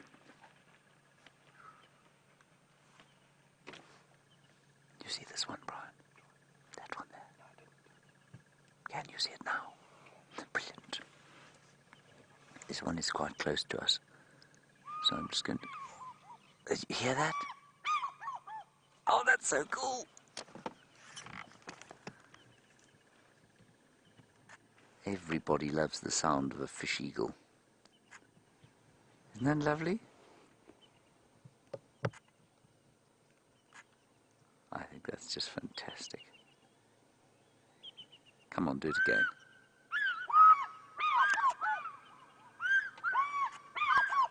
Is him throwing his head back? That is so fantastic. It is a wonderful call. I mean, it's a bit cliched, the sound of the fish eagle, because it's everyone's kind of favorite call. But you can see why. It is magnificent, and to hear that echoing over a waterhole in the middle of the summer is, oh, it's wonderful.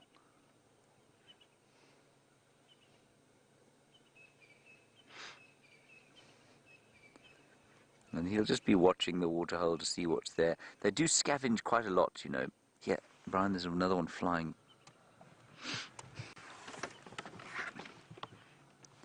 Well spotted. Just tossed the other one out of the tree.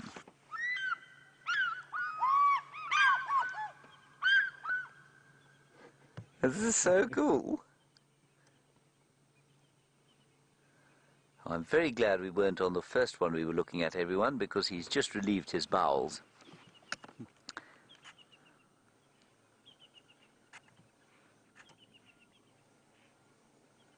That's so cool.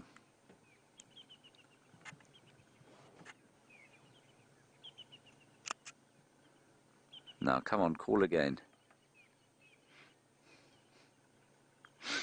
Come on. Do it. I want to get a picture of him with his head throwing back like that in gay abandon as he sings to the wilderness. Not so much. That's really wonderful to see, everybody. It's not common that we would see them calling like that and hear them calling. Let's go a little bit closer to the waterhole, see what we can find that side. There was some impala down there. We'll just see if that thing flies. I'll turn off the car immediately and Brian will be able to follow it.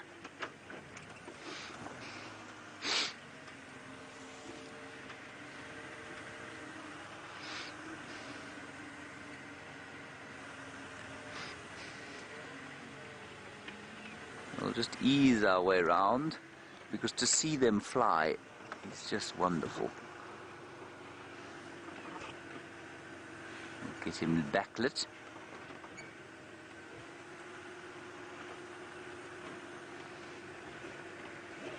He's a very brave fellow, that one. All the others have absconded. There's one more down by the water here, I think. Oh, and you can smell the mud now, you know. You can smell it's kind of a bit fetid. And there's some bush. Oh, there's a hippo down there. Can you believe it? That just tells you how little water there is anywhere else if there's a hippopotamus in here.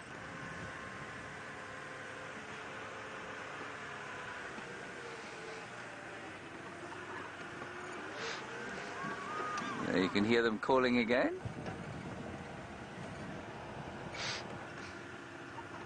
Hello, miss. You're wondering about what happens during the rainy season when the dams get full, or if they get full. I will go up onto the dam wall here, miss, and I'll show you. They get very full. You will not believe the difference in the landscape. Basically, if we stop here, the water line will go up, basically up to as high as we are here. Sometimes that's a bushbuck leaping out of the dam. But you can see there where the water line is. It's above that bushbuck. So, I mean, tons and tons and tons of water. Kilotons of water that flow into these areas and sit. And I don't think that this dam will have been dry for many, many years. This will be a very strange occurrence.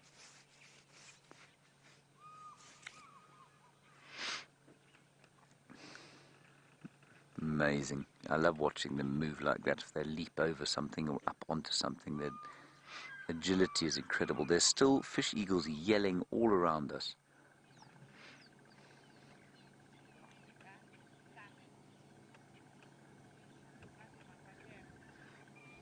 Just contemplating whether to be brave enough and go back into the water, or to just sort of go down into the drainage line below to avoid us. So a bushbuck, everyone, is not very common around here. Bushbuck, nyala and kudu, the three spiral-horned or tragular-leafed antelope that we get here, and the bushbuck being the least common of them. And easily identifiable. Sometimes they can be a little confusing. but that one's easily identifiable by the fact that it has no stripes. So sometimes you can confuse a bushbuck ewe perhaps with a young nyala ewe, but there are no stripes, just the spots. A Bambi-like sort of look, and also that sort of band of white underneath the neck. Very obvious. All right, let's go up onto the top here and have a look at the hippo.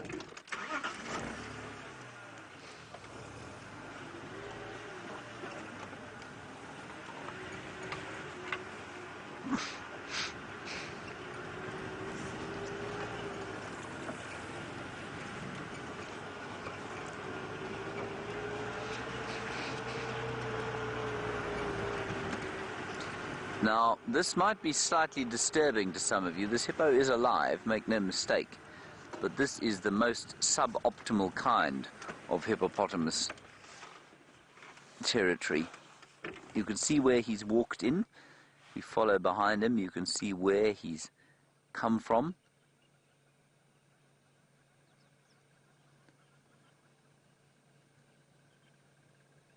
And how on earth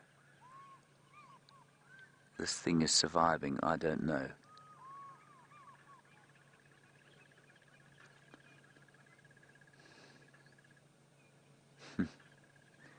I'm just listening on the radio now. They were talking about a dead hippo somewhere, I think on Simbambili.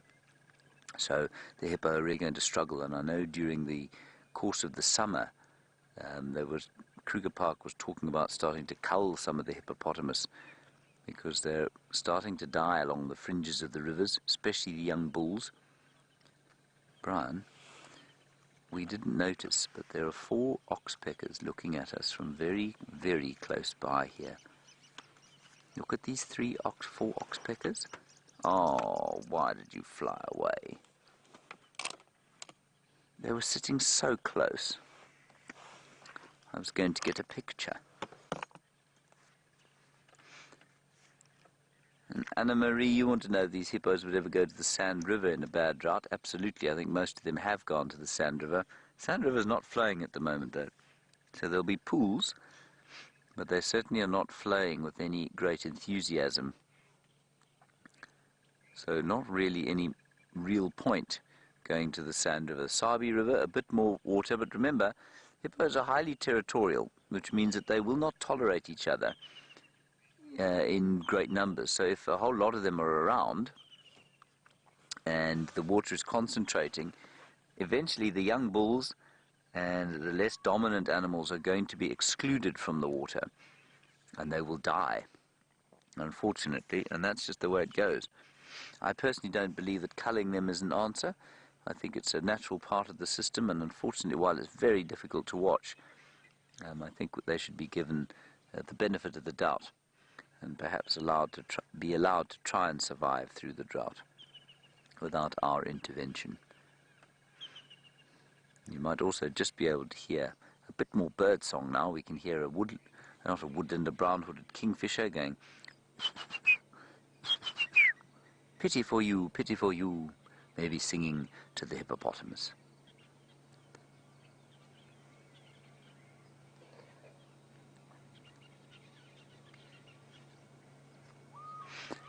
Hello, Lulu Fire. You're wondering about pumping water into this dam. I don't know specifically because we're at Arathusa, so I'm not sure how much water could be pumped into this dam from boreholes. Borehole water into a dam this size would almost certainly denude whatever little water there was left in the aquifers that are used for the lodges and used for various other small pans that are pumped. No, a huge dam like this is not actually natural. So to pump it full of water would extract water from other parts of the ecosystem. And remember, while a hippopotamus is an obvious part of the ecosystem, it is obviously struggling. Remember that there are thousands and thousands of other species here that aren't so obvious, that are depending on the water that would eventually be taken away from them were we to pump an area like this from an underground aquifer or borehole.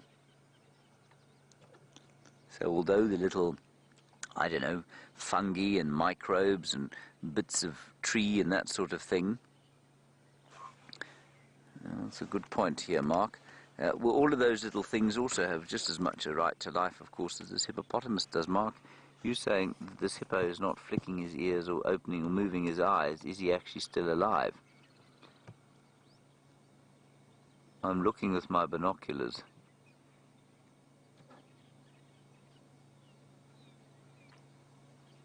I think he's breathing. Is he, Brian? Yes, he is. I've just seen him move. He's definitely breathing. His eyes have just kind of opened as if to say, leave me be. I'm just about alive. It must have been a hell of an effort for him to get in there. All right, Brent has managed to make it through his particular section of the windy, impenetrable forest. He's back with the lion cubs. Let's go and take a look.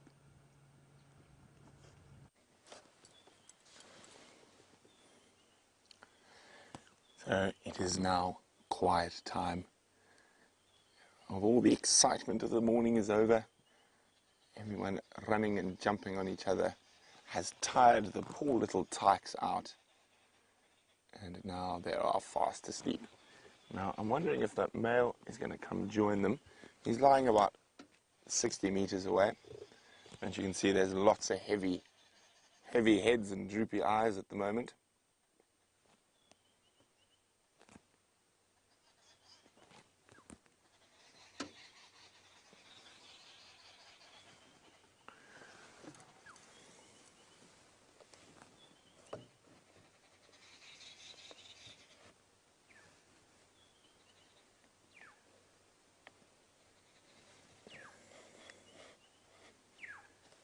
They've got a nice little shady quarry thicket.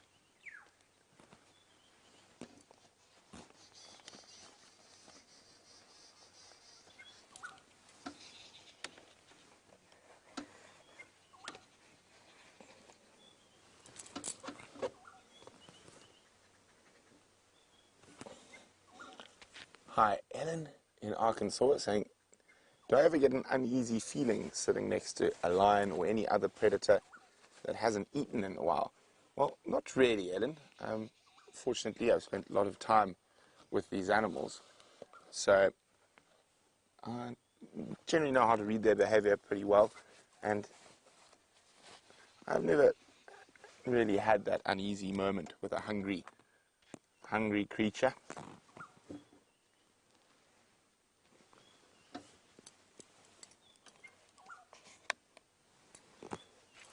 So there are the other cubs sleeping behind. You can hear a golden or black-headed oriole actually.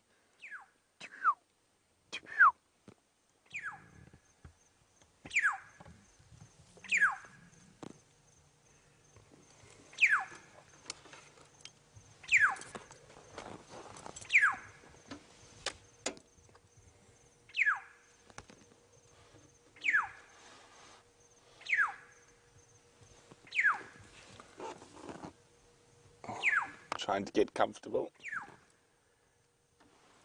Just keep checking behind us in case that male starts wandering in. Because the one lioness is, there we go, her eyes are up. Sandra, can you see behind us? Is that male coming? I checked earlier, I can't see him. No, we can't see it.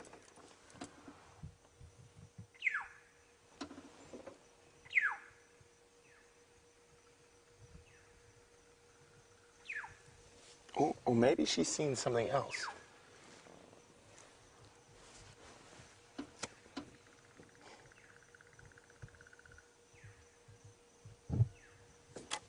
Shamsung's wondering, is it possible if a new coalition of lions came in, would it take over all prides or only one pride? It's possible that they would take over one pride.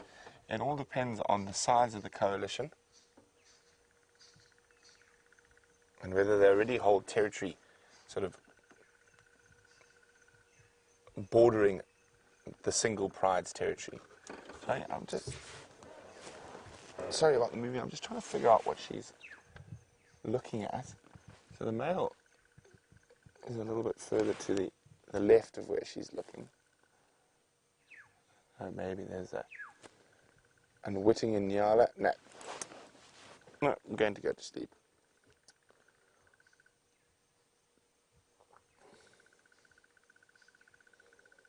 And I think this is where the Inca are going to be for the majority of the day.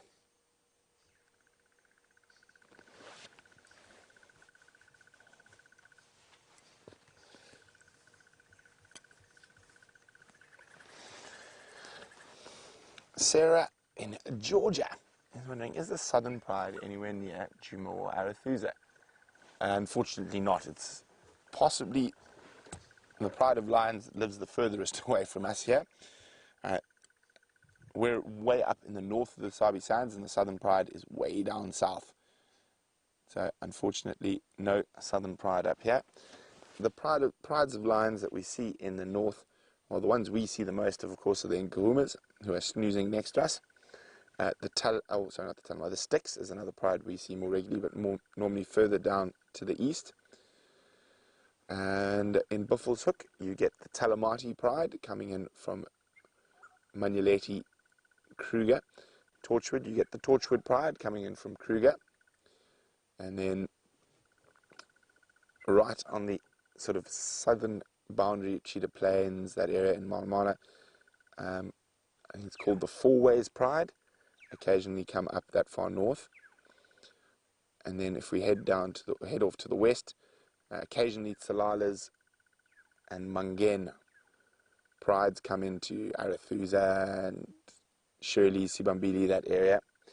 Male lion coalitions, of course the Birmingham boys, who are around a lot with us. And then it's possible the Four Ways males might come.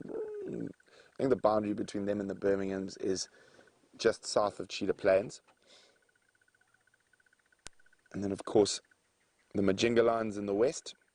The Matimbas are now down in the south. They don't really come up this way anymore. And then the Salati males that come in from the north.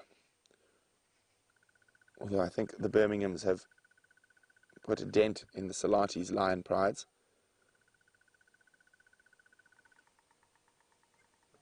And we can hear all the birds around us. We're right next to a little dry riverbed. We've got that,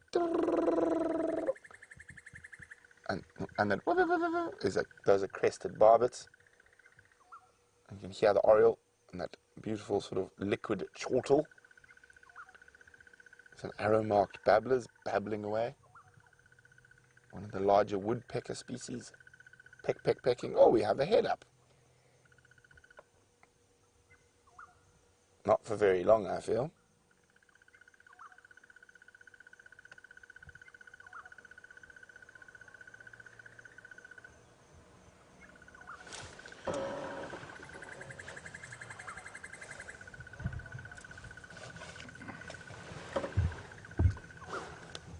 So Basil is wondering, how do you age a lioness? Basil, it can be quite difficult. Station Yala Road North, just to your west, and then the male lions to your east.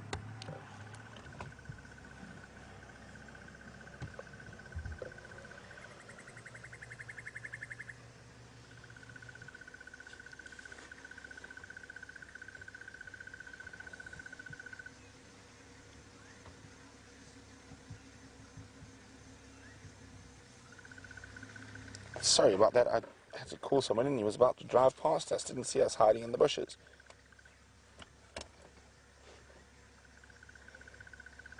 So, sorry about that, Basil, who's a brand new viewer, so welcome to Safari Live, Basil.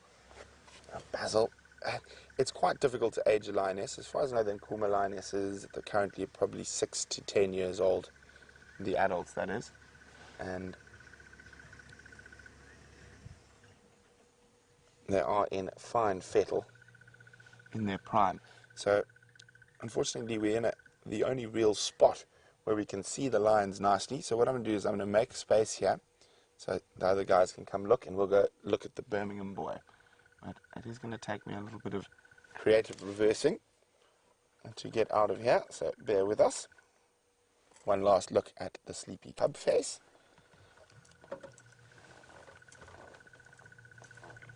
And we have been with them all morning, so we've been incredibly spoiled.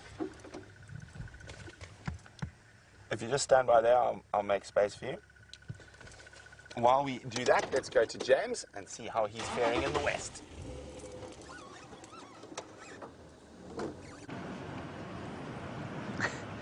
I'm faring, my emotions now, everybody, have changed. I'm now feeling quite amused because the lions were described to me by Rebecca in the final control as muchis.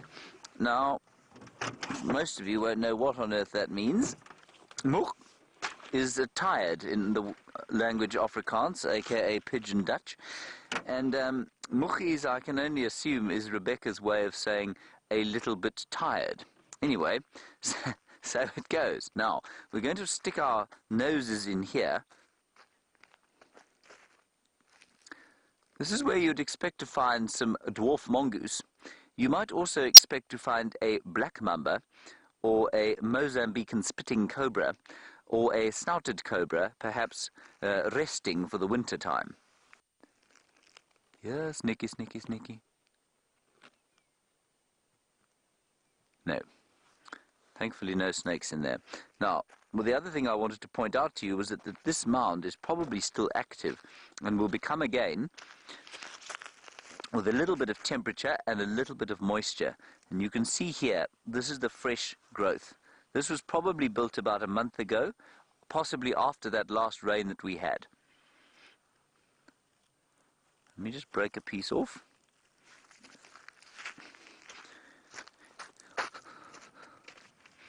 And I think the snakes will live in these mounds probably very comfortably with the termites. But what's interesting, the mongoose will eat termites, absolutely. So I think what they do is they go in there, and I suspect the termites seal them off. So they probably sacrifice a piece of the mound so that they can live without sort of abuse from the mongoose. And there you can see it's largely, the lattice, there's not much tunnel in it. It's almost completely solid, just with one or two pieces of tunnel there. And that's so that the termites can move to and from the fungus chambers, carrying the food that they eat, and also to maintain the temperature inside. The temperature inside, I think, if I'm not mistaken, roughly 34 degrees Celsius, I think, inside a termite mound. Brian is nodding. He knows, of course, because he used to live in a termite mound with some meerkats at one stage when he was much smaller. Not so, Brian. Yeah, this is true. There we go. 34 degrees Celsius, which in Fahrenheit is around about 90, I guess. It must be about 90 degrees Fahrenheit. And that's the temperature at which it maintains. And they have to do that because, of course, they can't do it internally. They cannot do that physiologically. And so to maintain their activity levels, they must maintain the temperature of the mound. And so the mound actually acts almost like a thermoregulating organism, as you and I are. Now, the story behind the road we're going down now, well, it's not a profound story. It's just the reason we're traveling down it. This is Hoffman's to our right-hand side, or to the east of us, and Karula and one of the cubs went in there this morning. They were chased by hyenas. They did see both the cubs, though, so I think one of them probably just went up a tree somewhere inside Arathusa still. So that we might catch he or she going across. We might catch Karula coming to fetch him. I don't know. We'll go and see. And also Tingana was wandering about in this area, up and down this road sometime earlier this morning, perhaps patrolling his territory. So that's why we're over here. We might be lucky to see something like Tingana or one of the two cubbies. It would be very nice, wouldn't it, Brian? Yes. As Brent has had all the cubs today, and we've had some elephants, and we've had some bushbuck and nyala, but no cubs, and a hippopotamus that was very sad. That made me feel quite sad, Brian. It made me feel a certain sense of sad emotion. Anyway, that's the plan from now. Now, there's the derv. And the derv is not alone, everybody. He's sitting with the red-billed buffalo weaver. Ah, I keep forgetting, of course, that one may as well be filming with a fisheye in comparison with the other camera. That's a red-billed buffalo weaver. They do occur in great numbers in this area, and I've noticed in the last few days they're becoming much more active. They'll start to rebuild their nests and do renovations for the coming breeding season, and they're the ones that build those huge stick nests on the northwestern side of dead or dying trees. You hear the dove calling.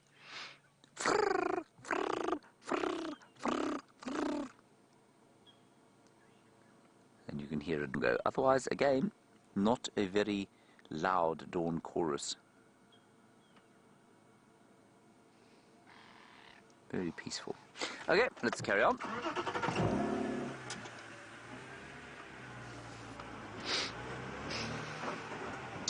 Ooh, this is quite interesting, everyone.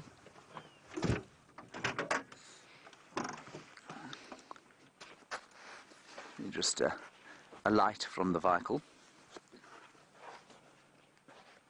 Over here, we have got hyena dung, which many of you will know about, but it's all over here. Can you see around here, when I'm walking? This is unquestionably a boundary. So they will all come past here when they're on their patrols, the hyena clan members, and they will defecate here, and this will be a boundary between two hyena clans. Now the interesting thing is which two clans, because there, it's a bird. Over there, we know that about the Arathusa clan of hyenas. They're in Arathusa. Behind us here, this is too far south for our Djuma clan, which isn't our Djuma clan anymore because they're not on Djuma. But there's probably another clan of hyenas that lives around here, but it could be our Djuma clan because we have seen one or two of our males coming down into this area at various stages. And just have a look here. Can you see this, Brian? This is fine. Here is the white outer dung, if you like. And as soon as you open it up, you can see it's green. And that's calcium from the bones that the hyenas eat. And as the calcium is exposed to the sun, it gets this white crust, and that white crust is oxidized calcium. That is a small chemistry lesson for the day. It's always good to have your chemistry lesson early, Brian, so that you remember it. Indeed. Yes. On we go. I'm not going to pick that up, Brian, because it's disgusting. Right, Brent has managed to move in amongst the trees, and he's found himself a large and hairy male lion.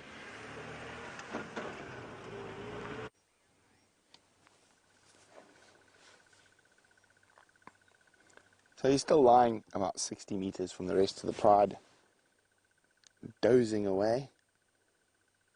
And we're going to leave the lions to doze. There's a couple of other cars that are trying to get in here.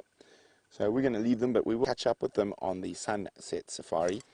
So let's go see what other wonderful creatures are about on Djuma this morning. So what a fantastic lion, multiple lion sightings we had today with the cubs, with the moms playing, jumping up and down, and we're going to go see, I feel like some elephants. What do you feel like, Sander? Yeah. I think elephants will be quite nice.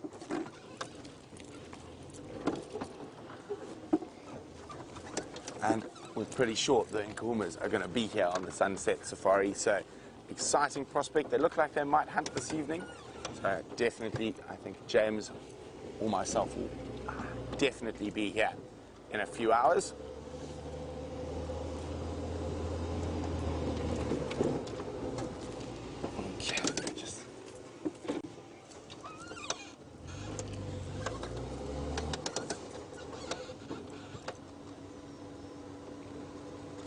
Now, Ginny's wondering whether other animals will be affected by the smell of lion dung on the vehicle.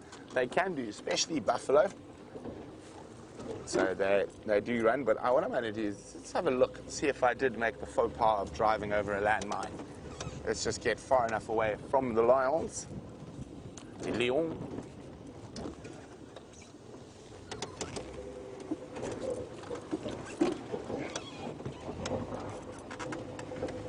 Okay, we should be far enough.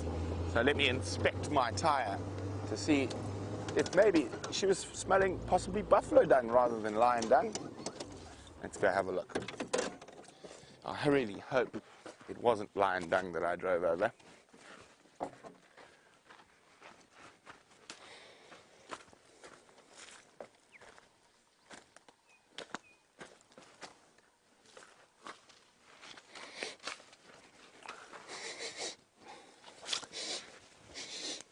No, it wasn't lion dung, so it must have been something else we drove over, and I can't see any sign of lion dung on my tires, which is a relief. So I think all the dung we're smelling was just where they had defecated around where we were driving through. I am normally very careful about driving over lion dung. It is a very unpleasant smell to keep with you through the day.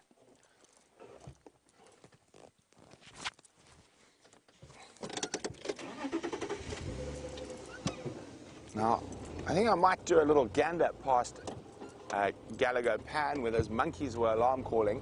Now, there's two possibilities. It could have been a leopard, or it could have been the 5th Nkuhuma lioness, who's not with the rest of the pride, who's still got those slightly younger cubs, who she introduced to the pride for the first time 2 days ago. But maybe she feels they're not quite ready to spend all their time with their boisterous cousins and aunts just yet.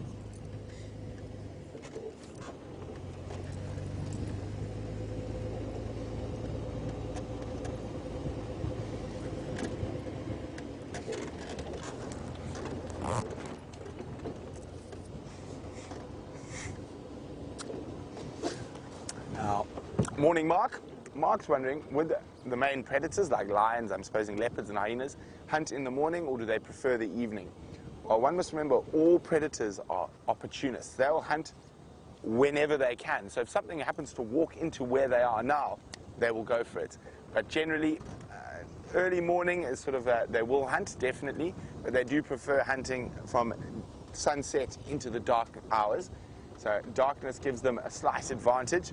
And they've got incredible night vision, but it's not night vision as such. There still has to be ambient light. So light of the stars, moon, reflection off the clouds. So if it were complete blackness, a lack of light, the lions would be as blind as we are.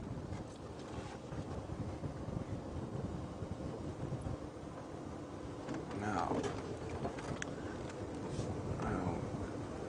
I think it's definitely worth going to have a squiz around Gallagher Pan, that area again. You never know what might pop out. And also, the elephants seem to have been in that area quite frequently as well.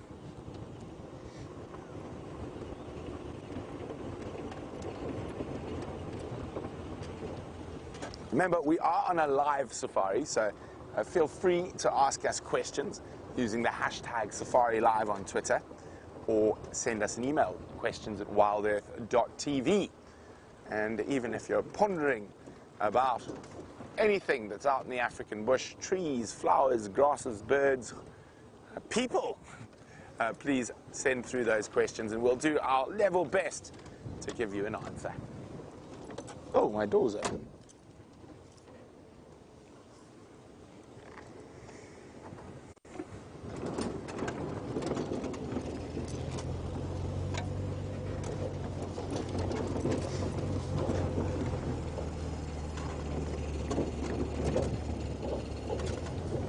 Now, I know James was going on about the car he prefers to drive, and that was Justin who asked that, and I'd probably say rusty.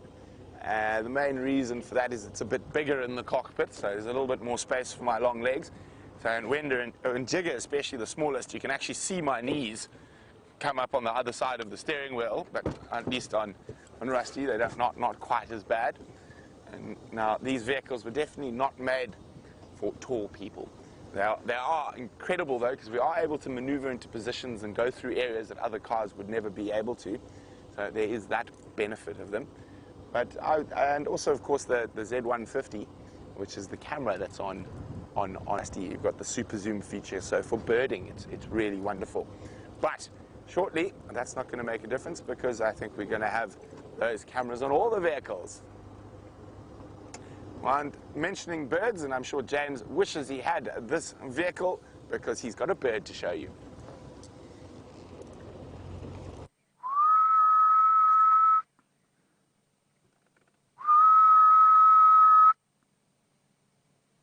That is a grey-headed bush shrike, everyone. And Brent is absolutely correct. I do wish we had the other vehicle because of it. Nah, we're not going to get it now. Hang on one sec. We might just get one more view. It's just on the... You see that there? It's gone. All right, this is exactly where Karula crossed over into Hoffman's. That's Hoffman's. It's a Hoffman's grey-headed bush shrike, that. And we also found Tingana's tracks. So I'm peering at all of the termite mounds to see if there isn't a leopard sitting on top of one. But in the meantime, there is a zebra up ahead. And we're just going to bounce our way along this road until we see them nicely. There we are. There, Brian. Both sides of the road, zebra. Wonderful. Wonderful. Let no one ever use the joke. Oh, guys, look over there. Zebra crossing.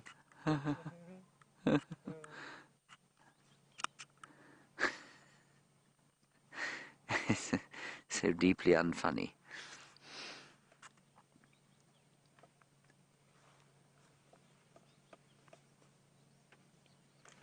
Just behind the termite mound.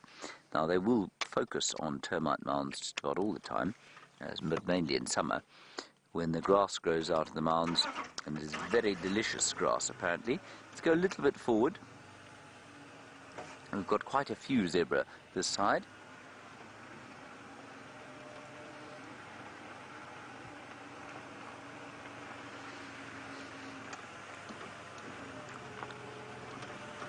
I think I prefer the ones on the left, Brian, don't you?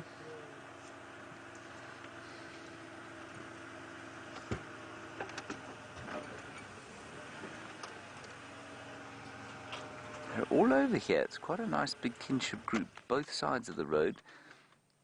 We'll just stop to see them there, and to our eyes, of course, in amongst the green, that white and black does look fairly obvious. But as Brian was pointing out the other day, when they get into that grey stuff, that grey wintry vegetation, they do just disappear. A little bit further forward.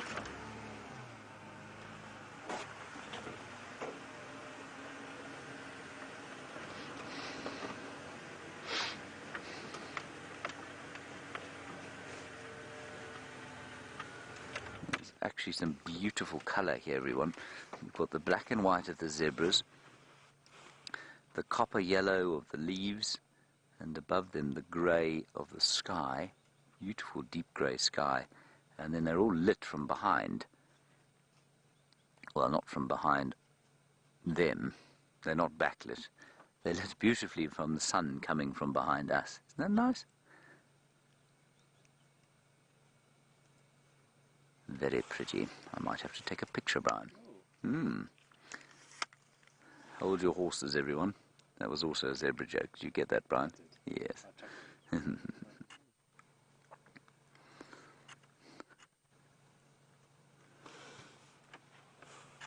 Very peacefully eating through here. And then, they're not alone, of course. Just above them, a forked... Oh, no, he's moved, of course. Let's see where he goes.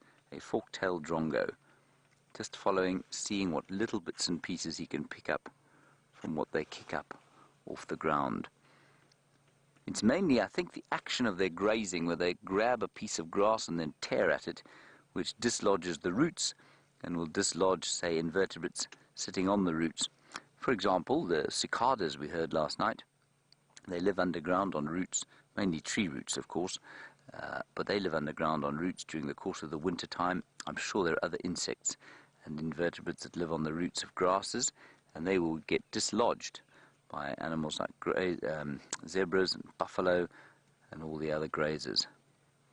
And so you will always find a little herd of antelope, or equids in this case, attended by one or two drongos, and sometimes, if it's a big herd of animals, You'll find them attended by wattled starlings.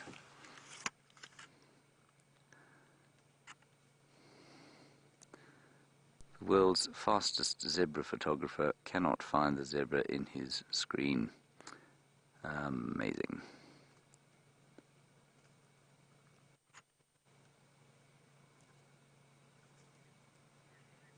Very nice. Well, there we go, and thank you to many of you who say that I was quite emotional when the zebra was born. So for those of you who don't know what that means, we watched a zebra being born. When was that? That was probably must have been in March, I guess. Maybe a little bit earlier than that. Dave and I watched a zebra being born as the last sort of light of the day faded. It was an emotional time, actually. That's very true. That made me feel happy. It made me feel more amazed, I think, than anything else, though. It was just astounding to watch this little thing stand up. Yeah, that's very true. That was an emotional sighting. Still didn't manage to cry live, though, Brian. No. You missed your opportunity. I missed my opportunity. I'm sure it'll happen one day.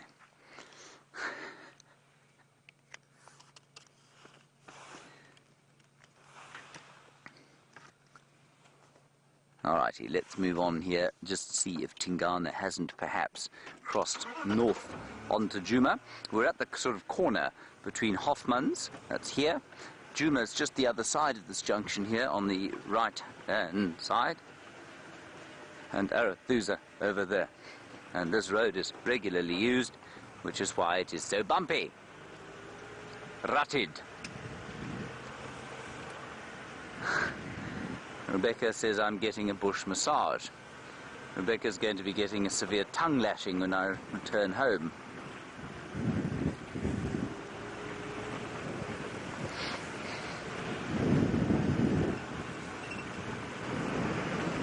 Right, we're now at the corner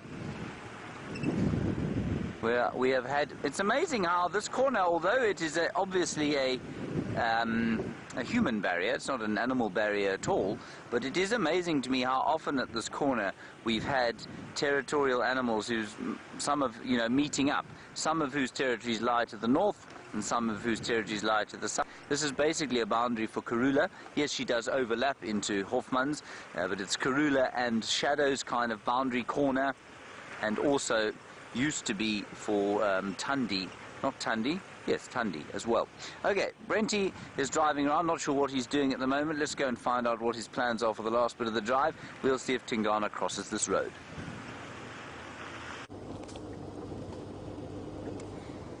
Well, we just came and went past the Galago Pan where those monkeys were alarming earlier, seeing if we could see any sign of anything, any tracks. No such luck so far. But I'm really looking for some elephants. I really feel like elephants. And hopefully, I know, as a huge favorite of all of our viewers, there's a little male elephant who has been nicknamed Benjamin Button. We haven't seen him in a while. Hopefully, we'll bump into him on this safari.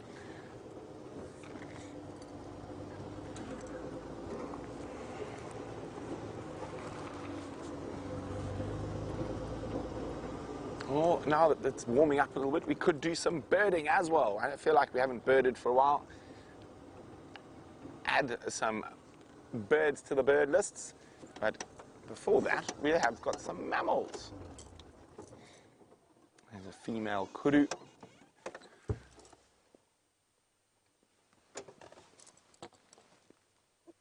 Oh,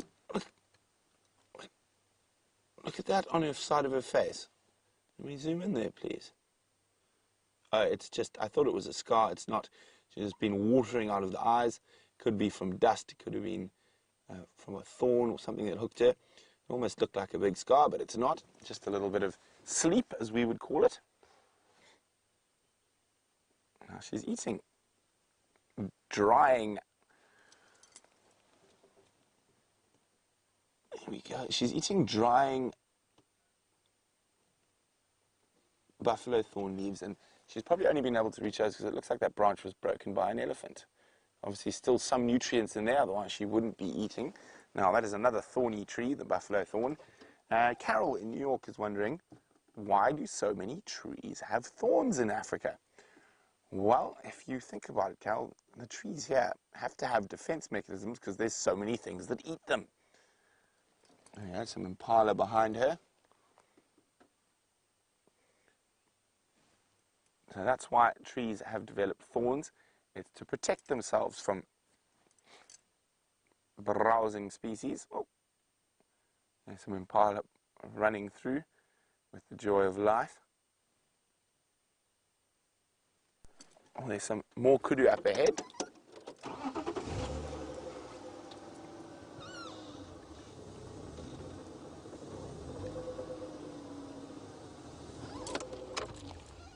Her ears look a little bit too focused. No, she's just listening to where those impala were running.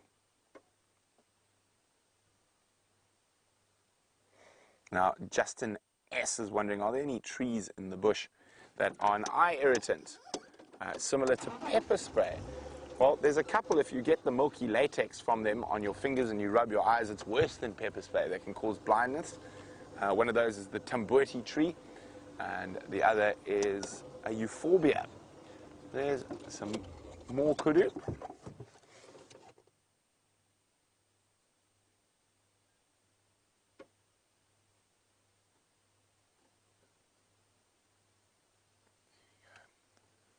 And what are you going to eat? What are you going to eat next?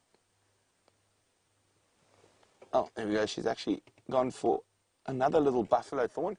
Now, buffalo thorn is one of our evergreen trees, and it is very important for the browsing species. So the species that eat leaves, especially in a drought like today. Oh, today, this year. Sorry about that.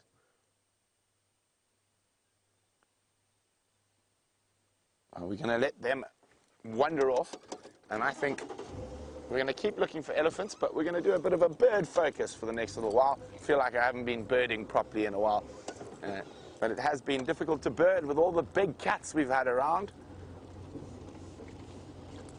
So let's see if we can add a few new species to your bird lists. So if there are any new viewers out there, of course we see all these wonderful animals like the impala and the kudu and lions and leopards, but also we do like to look at our birds. I love birding, a very big fan of bird watching. So a lot of our viewers keep a lovely bird list, so we encourage you to do the same.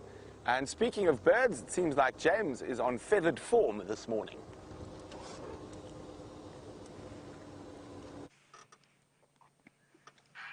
That's very nice alliteration from Brent Lear Smith there. Feathered form. A bit of a silhouetted feathered form there, but I'm going to allow you the opportunity to decide for yourselves what this bird with the foul voice is.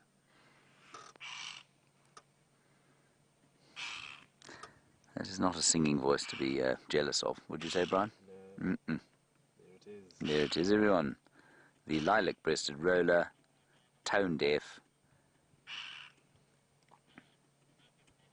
and growling its song.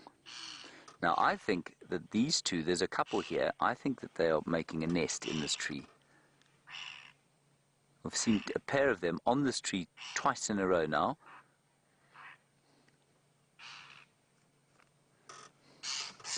Let's just watch. Straight into the nest.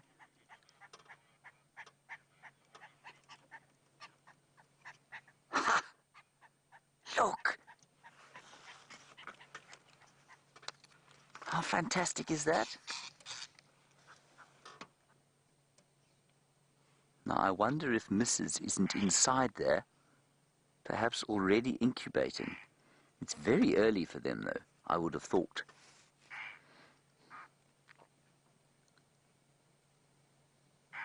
They're having a lover's tiff, perhaps, over the decorating. What do you think, Brian? Probably. Definitely, he's not happy. I'm saying he, that could be the female, I don't know. It's impossible to tell the difference. Yes, I know. Just remember, it's her house, my friend. Don't ever mistake it for your own. Yes, I know. Ah, it's difficult. It's just like it was her wedding, so it is her house. It's just the way it is. Yes, you'll have to get over it. Well, you can fight it if you like.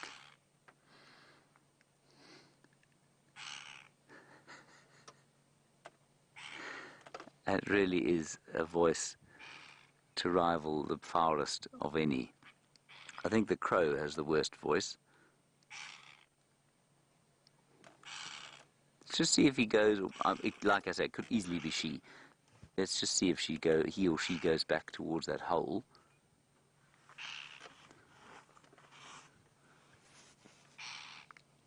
Scott Dyson would be most proud of me that we've managed to find this nest. And for those of you who don't know, Scott was a presenter here for a while, and he had the most uncanny ability to find things like scorpions and nests and that sort of thing. Oh, look, look, look, look. There we go. Straight in.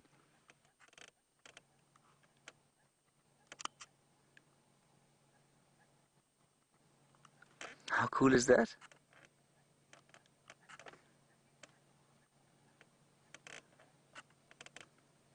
Oh, I think that's fantastic. I can hear them talking inside there. Can you hear them, Brian? Yeah.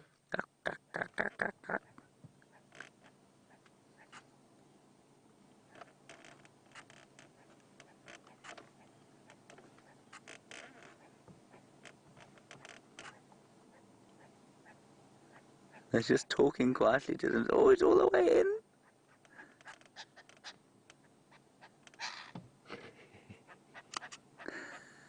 It's so cool.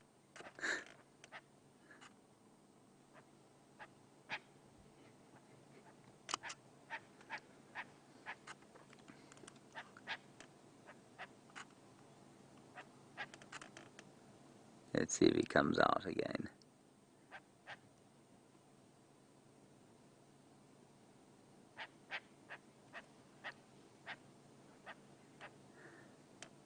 He's very comfortable now, sitting on the couch, on his porch, observing the world go by outside.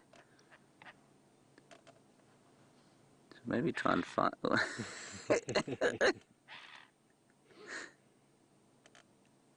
This is so exciting. I can't believe we found this. This is so cool.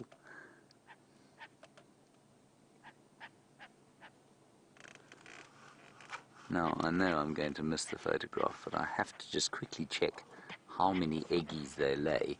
Scott's nest last year had 2 little chicks in it, and I think it's only 2 eggs that they lay. R for roller.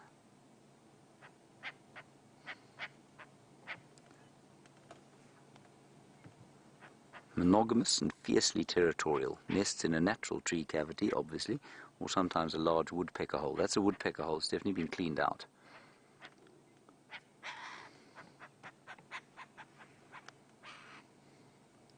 And it says on this brilliant bird app, not very vocal. Well, in this case, that is an inescapable untruth.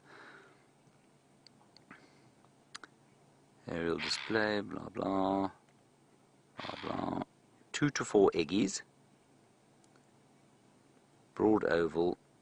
Yeah, 2 fresh eggs in one nest in one day suggests egg dumping. So egg dumping means that they lay them all at one time. Many birds will lay eggs sort of one day at a time, so the chicks are born at slightly different sizes. Well, they're all born the same size, but they grow so quickly that they changed size very quickly.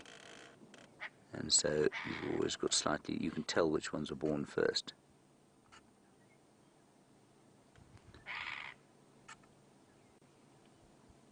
This is just magnificent.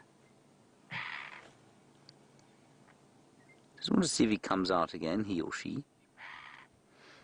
But that is obviously the selected nest site. Could be shouting at us, you know, it's not impossible.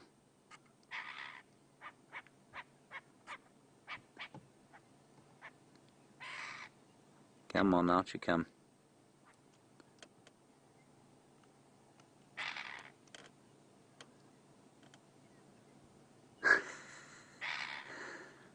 I do wonder what that bird is saying, why it would be talking like that. Back in. Just wait and see.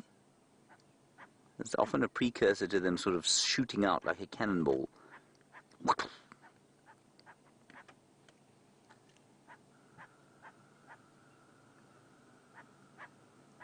Or settling down for the day, as this would seem to be the case.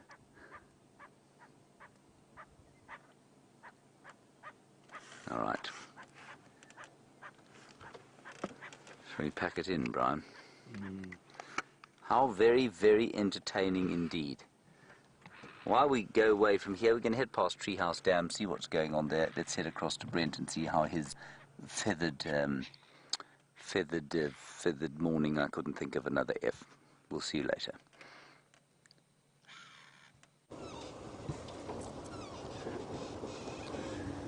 So I'm looking for a bird party at the moment, and quite often you'll have up to 7 or 8 species traveling in a bird party together.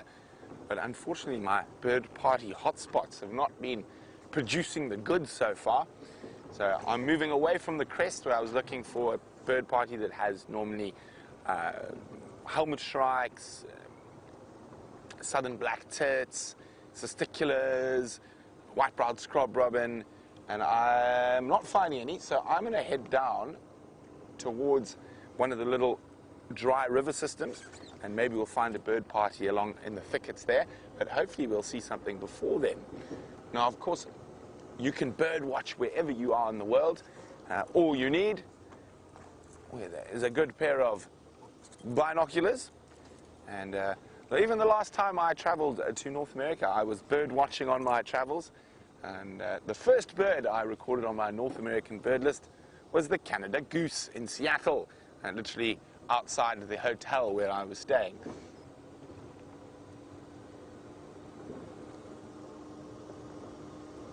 And I was lucky enough to see, or while I was in that Seattle area, I also got to see my first bear ever on one of the islands in the Puget Sound. Just ambling down the road.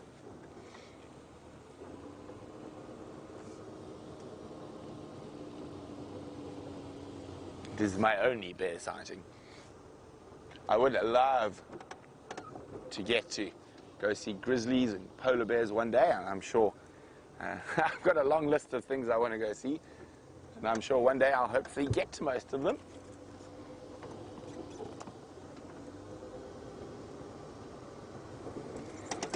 I can't even hear a bird at the moment. This is quite unusual. Of course, it's because I'm looking for birds now that they have decided to become very scarce.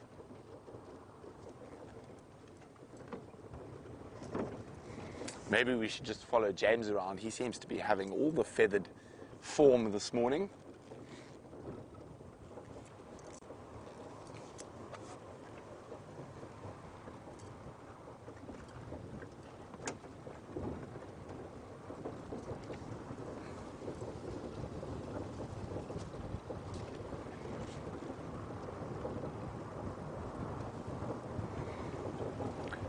Now, hi Simon. Simon says we mostly see yellow-billed hornbills, but are there crowned hornbills on the property, and when was the last one seen?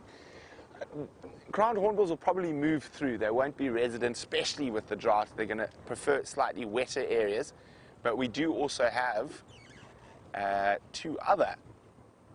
What is that in the tree there? It's very, very harsh light. But what have we got there? I think I know what it is, but it is going to be very much of a silhouette of a bird. And Simon, I will. Indeed, it is. It is a very silhouetted lilac-breasted roller, so we're not going to spend too much time. I know you guys have had a lovely sighting with James. So talking about the hornbill species, Jamie heard trumpeter hornbills, which is also not one we see too often here around the lodge the other morning, but we do get the grey hornbill, the red-billed hornbill, and of course the largest hornbill species, the ground hornbill. We also haven't seen or heard ground hornbills for a while. This could be because of the drought. They might have moved into an area where there's more potential food. Okay, so we're I can hear some birds now. We got to the thickets.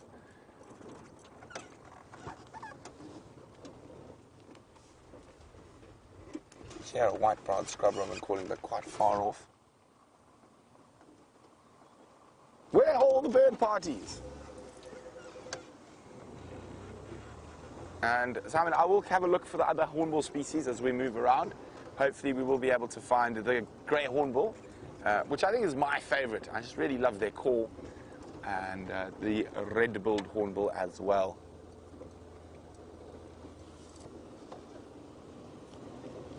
Eggsy, where are the birds? You chased them away.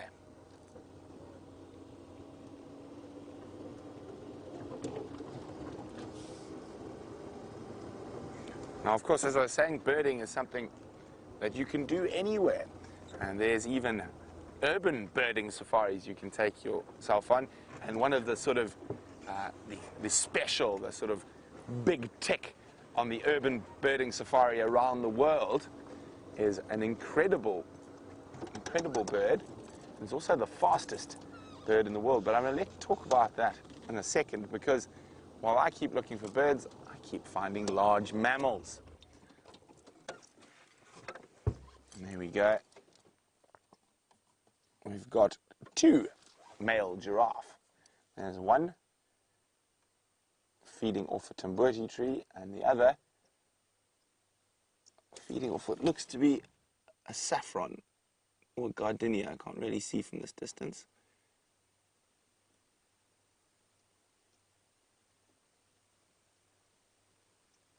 Here we go. Now, 2 males this close together and 2 adult males. There's 2 reasons that might be. And they are the complete opposite. One is that there's a female who might be coming to estrus close by somewhere. But the more likely reason is that there's no female in estrus close by.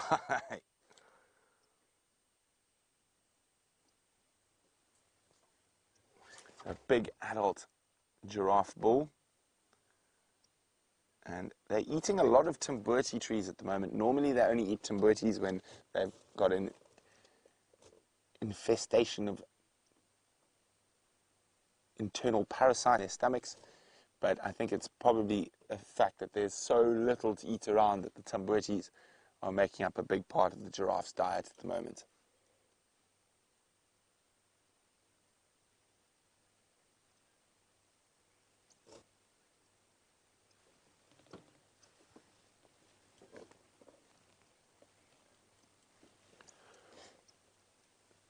So we'll leave the giraffes to munch on their tambuti trees while we continue our search for birdies.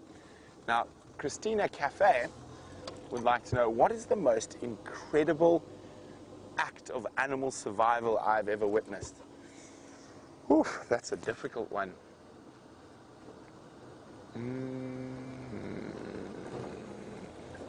You know, I've seen probably buffalo and hippo come back from some of the most incredible wounds. I mean, massive scarring, and massive gashes, loss of blood. And for weeks we've thought, oh, he's going to die today, he's going to die today. And I've seen them come back from that. But I've also seen lions come back from incredible damage. But I think the most incredible act of animal survival, I unfortunately have not seen it myself, but I have seen a video of it, is of a 2-legged hyena. And so it lost both its back legs. And I think if you YouTube it, you might be able to find a clip of it. And it's absolutely astounding how this hyena operates only on its 2 front legs. I think that is possibly, for me, one of the most incredible African animal survival stories. Oh, no birds in my birding hotspots. I'm going to have to throw the net a bit wider. So back to the urban birding. So one of the sort of the big tick, the mega tick in urban birding, and actually in most large cities in the world. Oh look, it's James, who finds all the birds. Here we go. He's running away from me. Watch, he's going to disturb a bird now. What a clown. And so he doesn't want, we don't want to talk to him. If he doesn't want to talk to us, let's continue on. But as we're talking about urban birding and the mega tick, before we get distracted by something else, it is the peregrine falcon, which is also the fastest animal in the world. And it can reach terminal velocity over 200 kilometers an hour in its vertical dive for prey.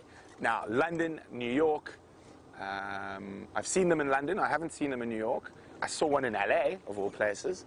And so they have become adapted to living in that urban environment. Johannesburg, there's actually quite a few breeding pairs. And they're actually at the big sporting stadiums.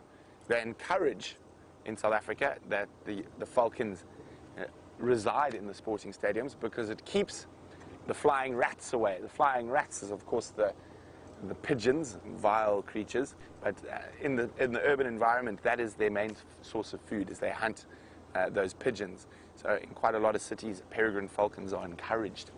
And in Johannesburg, at the main rugby stadium, they've actually sort of put up special nesting boxes and stuff to encourage the peregrine falcons to nest there. And it's worked, because you now are at a lot less risk of being defecated on by a flying rat while watching sport because of the incredible peregrine falcons.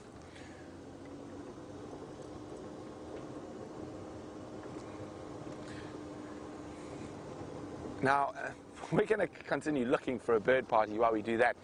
Let's go back to James to see if he's found his way back to the road.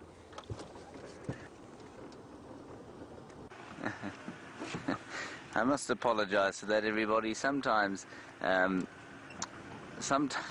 don't know what happened there. Let's leave it there. Right, we're going to hopefully find a few birds along this road called Ingwe Alley, which means Leopard Alley. But given that we know Karula and both babies are on Hofmann's, that no tracks of Tinganana came across this way, he's quite possibly there. But maybe Mvula,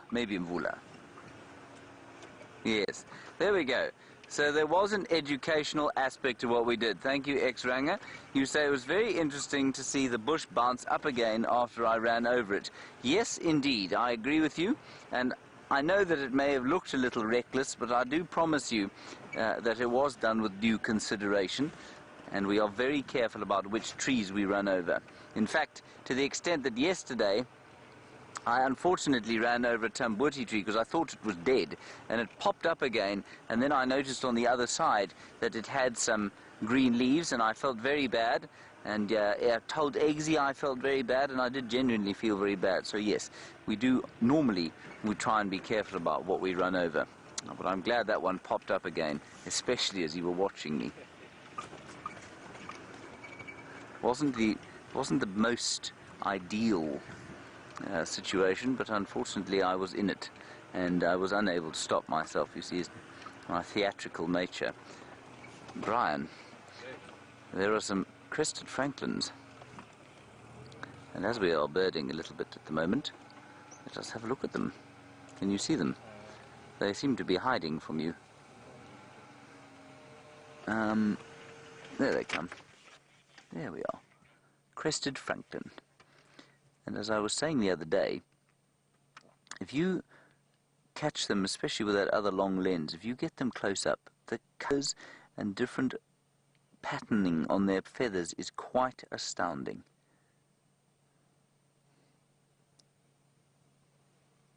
There they go. One of 5 species. This Fenson's with the red head, the other one.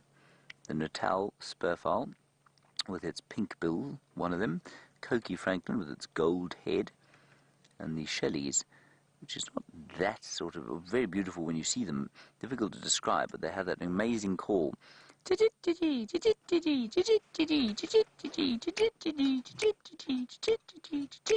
It's so rhythmic. I was hoping Brian would join me there, but he's left me to hang.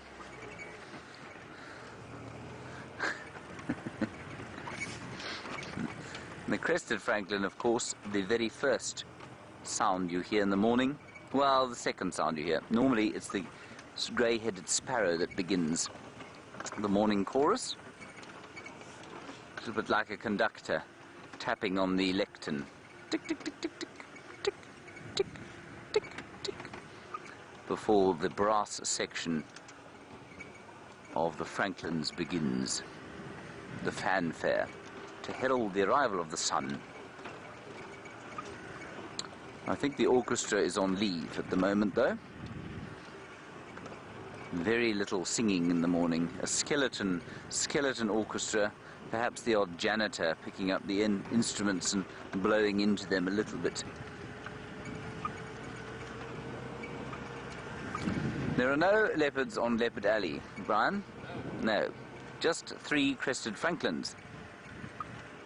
I did see a leopard orchid, but we played that joke the other day, Brian. Yes, there's a leopard orchid. Ha, ha, ha. Right up there with zebra crossing, eh? Yes. Oh, here's something quite interesting.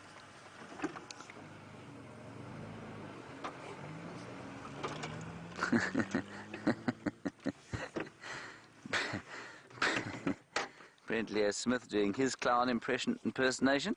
Of course, it is important that all clowns do impersonations of clowns in this region. Now, what we have here is a silver cluster leaf tree. You can see that it has been decimated by a herd of elephants, but also you can see over here, can you see this, Brian? Yes. You can see it is growing again, and it is not dead. And I just cannot get over how amazing these trees are, and how many, possibly hundreds, maybe, I don't think thousands, but maybe hundreds of years these trees have lived and been broken and grown up again, and how their shape has been so profoundly changed by the existence of the great pachyderm. This looks like something would like to live in it. Let me just have a quick look, everyone. I will retrieve my torch.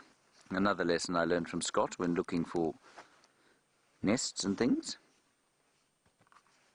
One doesn't want to find a cobra sticking its head out. Does one, Brian? No. No, that would make me scared, and I'd possibly say a bad word. There's nothing living in there at the moment. I've no doubt at some stage during its history something lived in there, and something might go back. It's just quite low down on the ground, so something like those barbets or rovers probably wouldn't go in there.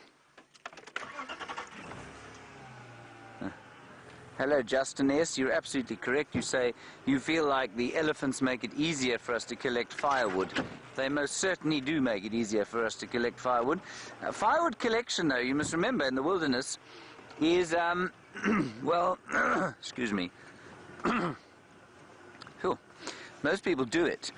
But remember, every piece of bush, I mean, you know, you've been on bushwalk with Steph, or with me, or with Brent, and Jamie.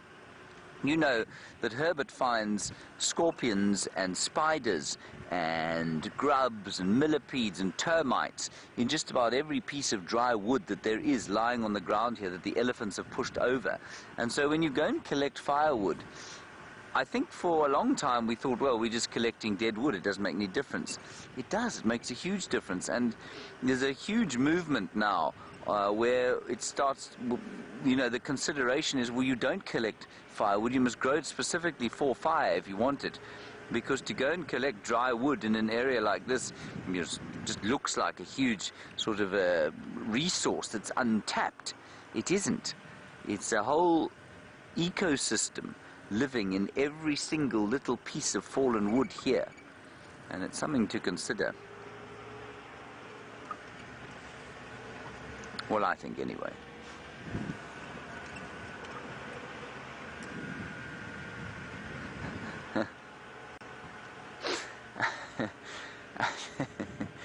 And I've made a mistake, everybody. Many of you have pointed out that I did actually cry on air once. That is true. I did cry. I did a hippo drawing once, everybody, and I became hysterical. I became hysterical with laughter, and tears began to well and flow out of my eyes. Thank you for reminding me of that. I've cried on air, Brian. Well done. All right, we're going to say goodbye to you now. We will hopefully see you this afternoon. We'll definitely see you this afternoon, 3 o'clock this afternoon. I'm going to hand you back over to Eggsy there. There he is. And Eggsy is with Brent, of course, and there is the thumb, bidding you a formal Thursday farewell. Bye-bye.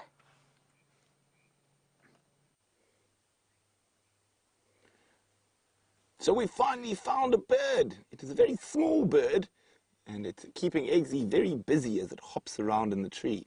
Now, of course, it is a silhouetted bird. Now let's see. This is going to be a test for our serious birders. What bird is that? Look at that. So this is a nice, difficult one for you guys to identify. So if you know the answer to what little bird is hopping around in that knobthorn, send us an email, questions@wildearth.tv, or use the hashtag SafariLIVE on Twitter. Hey, well, we're going to leave that little bird because we are blocking James, and he's stuck behind us, so we will go forward so he can keep moving. Now, Blue Butterfrog would like to know, do the cameramen know the names of the birds in the trees as well as the guides do? Eggsy? He is learning.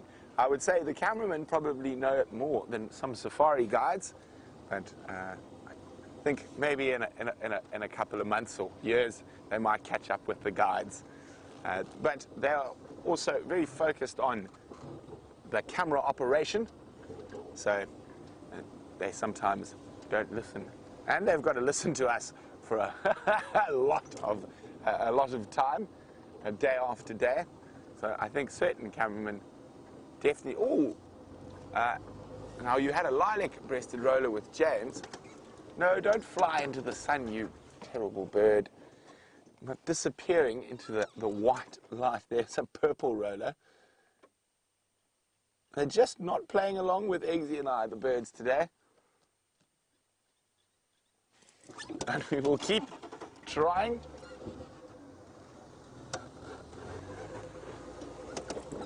And I was hoping to at least get another hornbill species, but even they are proving to be quite scarce. Or if we do see them, they seem to take off.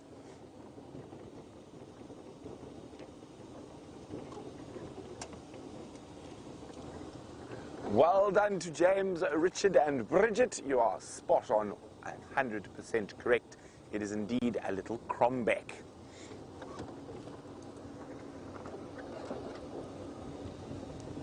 Now, come on. Bird! One of the more common bird species that we see, the turtle dove.